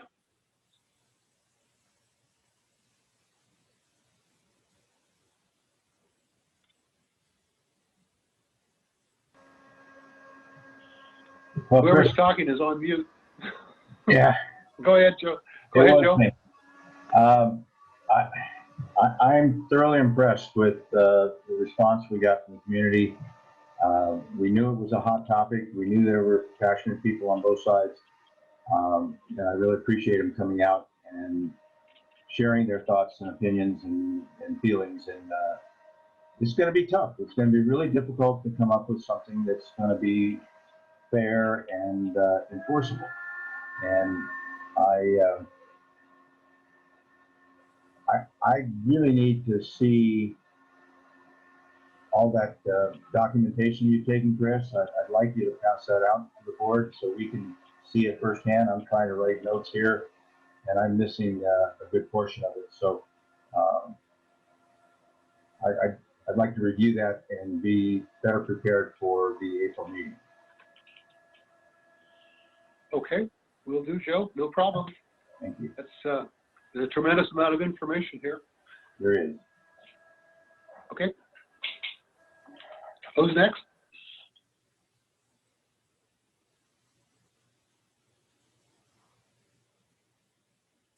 I guess, Chris, I'd like to see us make this as simple as possible, because as we get into this thing, the more that we try to identify, something's going to continue to jump out. We missed it.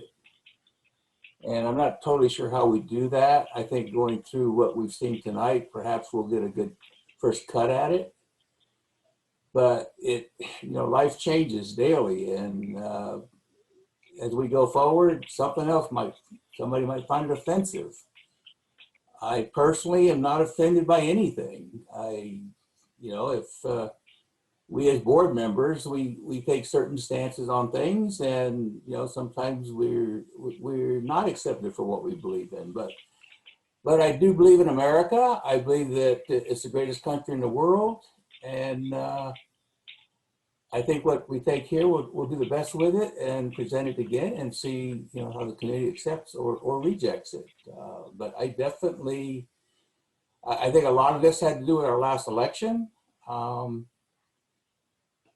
Obviously, we didn't have it before this. So I appreciate your taking the time and the effort. I know you've taken a lot of bullets on doing this, but I actually appreciate your time and effort that you have put into this for an open community.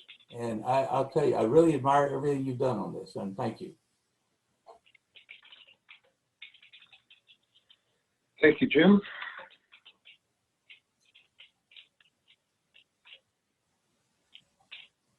Okay, Tom. All right, so I'm gonna probably take longer than everybody else. Just want to share information with people just to make sure that they understand. We have a current rule, and that current rule pertains to signs and signs only, and in the community setback and the community setback only, and that's part of what our issue is. So, in the purpose of defining what these things that we are talking about are, signs, posters, flags, banners, etc., Davis Sterling, Civil Code 4710 defines it for us. For purposes of the section, a non-commercial sign, poster, flag, or banner may be made of paper, cardboard, cloth, plastic, or fabric, and may be posted or displayed from the yard, window, door, balcony, or outside wall of the separate interest. So that's what we're talking about, your private property. But those definitions of what those things are, flags and banners are typically cloth, and they hang from a pole of some kind usually, and signs and posters are typically something like paper or plastic that are mounted. So we're trying to capture now all these categories because we haven't needed to in the past, but now has come a time that we do need to.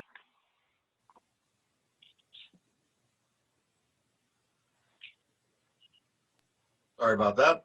So, just looking, and this thing came up to me, and it really makes a great amount of sense, is people talk about rules, and why do we need rules?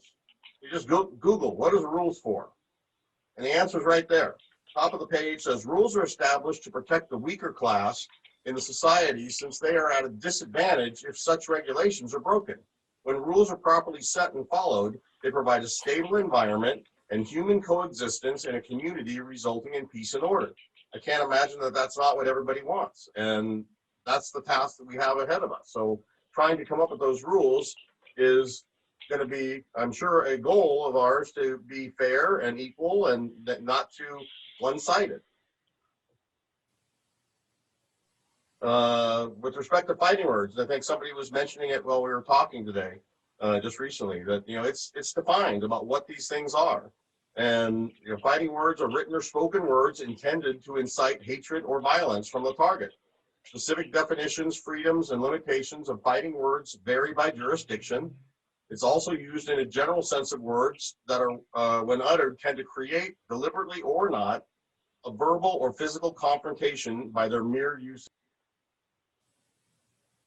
Again, I don't think it's at all in anybody's mind that you want to do that, but unfortunately we get into these definitions, and what somebody's definition of hatred or violence might be is going to be completely different from another person. So we struggle. Anytime somebody states something in particular, you could always find your way around it. And I think the answer is in when you're sitting in court and there's a judge making a decision about whether or not you did something, what position do you feel like you're going to be in when he renders his decision? And that hopefully maybe get some clarity about whether what you're doing is right or wrong.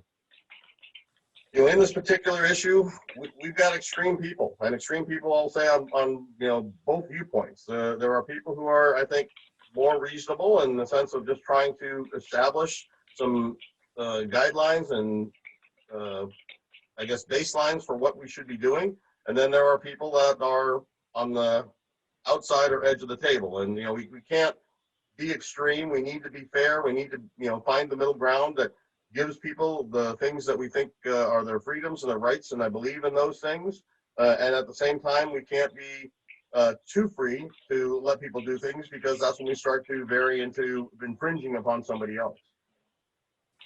We talked about the elections, and election and political definition. As far as a difference, the election really is a defined time. It's about a defined event. So we have a state election, as I think somebody mentioned, that's going to be coming up in a year and a half or so. So when that election is set and the date is set, 90 days before that date, we know what 10 days or 15 days after that date is. Those things are easy. And any sign that might portray a time of an election is going to be held under that guideline. So somebody mentioned tonight about Trump for president for 2024 or Biden for president 2024. Once you put the 2024 on there, now you're targeting an election or a time frame, and that's when you are going to be in probably, I'll call it, violation of a rule like that.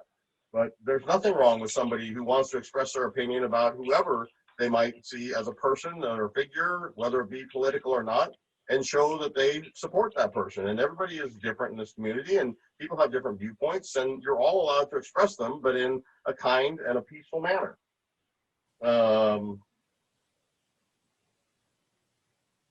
Signs and flags, it's just a way that we as people portray a message, and it's the message that maybe we believe in, whether it's a sports team flag, a political message flag, or anything else. We are basically showing a sign of who we are, or maybe what we believe in. And that is everybody's right and everybody's freedom. At the same time, some person who looks at a flag and is offended by it or finds it threatening, I think needs to look to themselves to understand that just as you have your own ability and right to express your feelings and your opinion, then so do others. And so I can't say that it's not something that can be avoided completely, but it's still a struggle to push, I think, the issue of saying that something is offensive simply because somebody else portrays it. If it's an opposing view to you, that's okay. People have different opinions, and hopefully we can all still get along. When it gets threatening, that's a different story. And threatening, again, is going to be defined by what we do in the rules and the law. Yeah, I honestly believe we're going to come up with a new phrase for something. You know, like people come out of war and they have post-traumatic stress disorder. We're going to have post-COVID disorder. You know, from this last year plus, because it seems like things have been happening in just this most recent year that are far different than they have been in any particular year in the past. Making sure the members understand the community setback, the area of your front property that abuts the curb, and it varies in distance from the curb, but it's typically that last 4 or 6 feet of your property that will be the place that most of the time people will place signs because they're the most viewable. And that's the area that we call common area community setback. Other references to common area are like we've described. Anything that's not a private residence property is considered common area. The streets, the parks, the parking lots, the beaches, that's all common area. And we are only talking about in this rule tonight, or this discussion tonight, about common area and about community setback. There's nothing that we are talking about here that applies to the members' private interests or their separate property. We had some mention about constitutional rights, and yes, the association understands that everybody has constitutional rights, but inside of an HOA, you don't always necessarily get every one of your constitutional rights. And you know, while the association strives as hard as it can to provide for those things, there are some occasions when HOA rules can override what you think is your constitutional right. And again, not in our interest to try and restrict or limit people, but in some cases you might find things that you think you're entitled to, but an HOA may create guidance or rules about that are contrary to that. People seeing flags and maybe not even realizing or understanding their meaning. I mean, I think the meanings, again, are just sort of self-interpreting. You know, somebody can look at a flag and look at it as the support of a military or support of a movement, and then other people look at it as a sign of hatred against them. And I don't know that we're ever going to figure out a way around that. It all has to do with your own persona and how you see things. Understand people latch on to things, and you know, I don't know that there's ever going to be, again, a right answer with this one. The Confederate flag we've talked about tonight a bit, and yeah, in the last year, the Confederate flag has dragged a lot of attention. You know, there are places that won't sell it now. State of New York, state of California have both adopted their own rules to not sell that flag on any state property. The military has avoided or stopped posting that flag in certain branches, but it is not something that's restricted or limited countrywide. And so, again, people are taking it piece by piece. Some places have restrictions about it, other places do not. It certainly shows signs that people are recognizing that it might not have a positive influence, but at this point in time, again, I don't see that it's far enough down the road that we can call it a hate or a aggressive type of an action flag.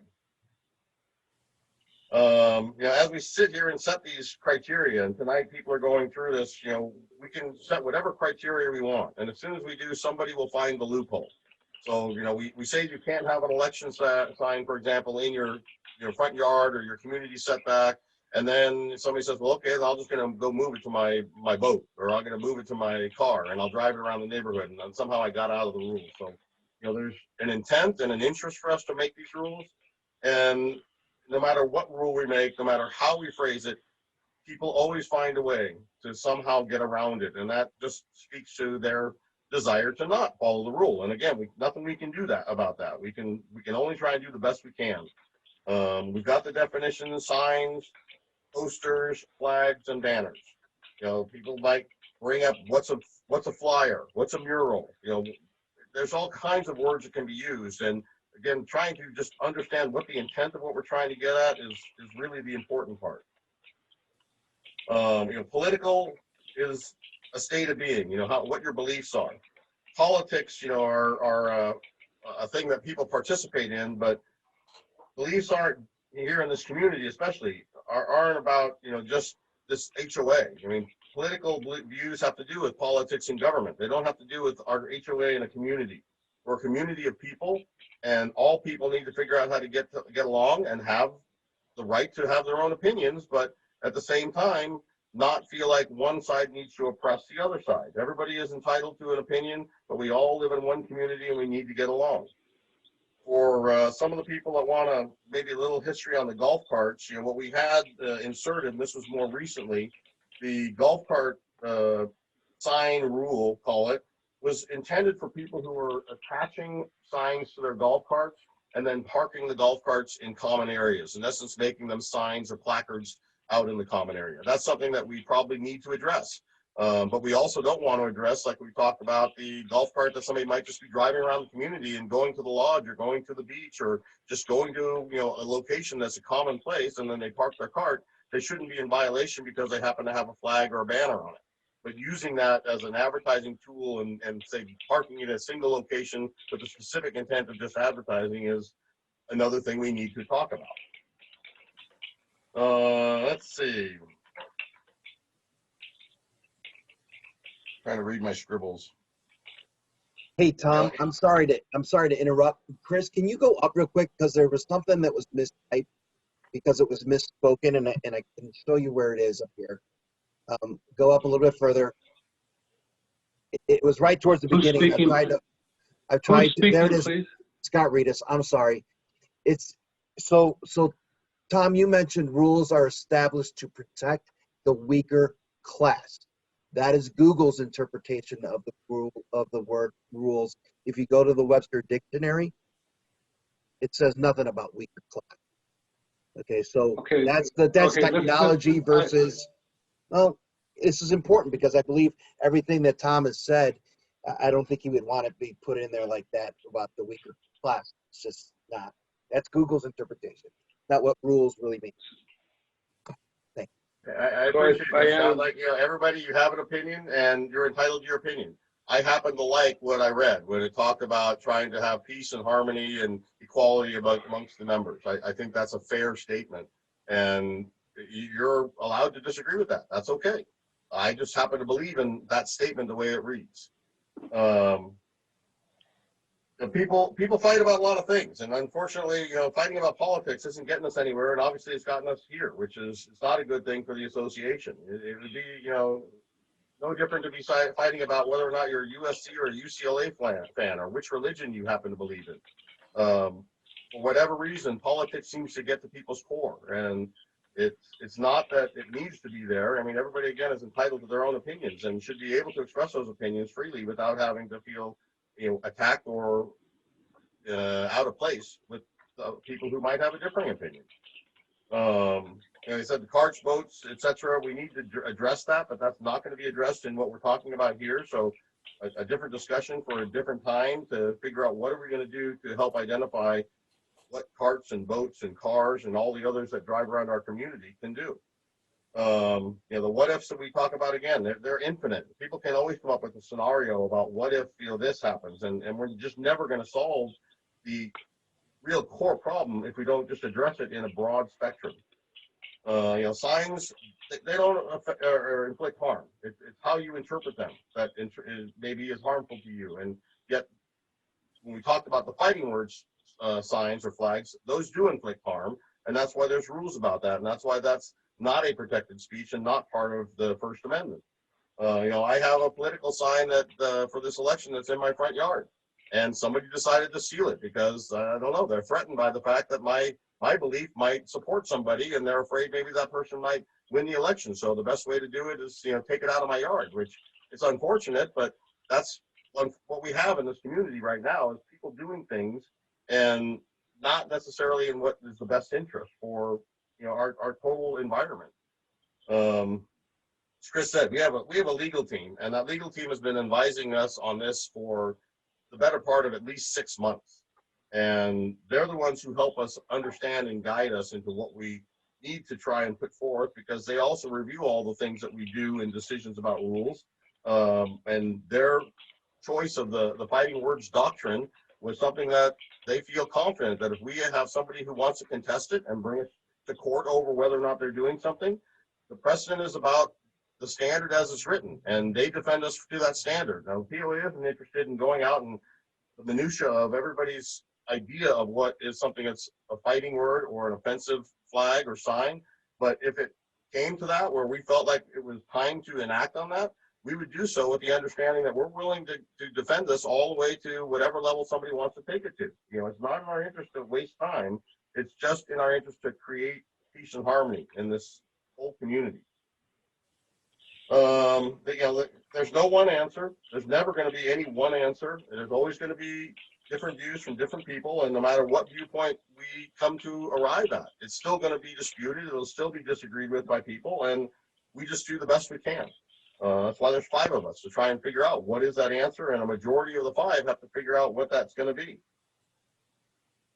I think that's it. Thank you very much. Sorry it took so long. Not a problem, Tom. Thank you. Well, I have captured all of the comments best I could. I'm sure there's lots of things in there that could be spoken better, but it is what it is. It is available to us. I didn't put any names by anybody because I thought it was important to get the body of information out there and get the personalities out of it. But it is information that needs to be considered. Somebody mentioned that I have taken a lot of bullets for this series of discussion. I'm very proud of it. So they even took issue with the fact that I said I was proud. But the reality is I think as a president of the board of directors, with my directors, it's our responsibility to try to sort out what our community is thinking. You know, it really doesn't matter what I think because I have my very strong opinions. What matters is what is best for this community. I will say this, though. I do resonate with the idea that when it's election season, I like to see election signs. And when election season is over, I'd like to see them go away. And that has to do with what I see up and down Railroad Canyon Road, on the freeway, everywhere in this country, and what goes on in Canyon Lake. So that's the one thing that I will add. Well, I think it's been a very good conversation. I noticed that we've been able to maintain a good group of people. I think we've had, you know, well, we've got 37 right now. We had maybe twice or 3 times out a month at the top of this discussion. Our emails are always welcome. Emails from you are always welcome. You've seen what we've had to say, and we'll have to get together and have a conversation at the April meeting and come up with a decision about how we want to move forward with this. Until then, I'll say thank you very much, and I'll say good night.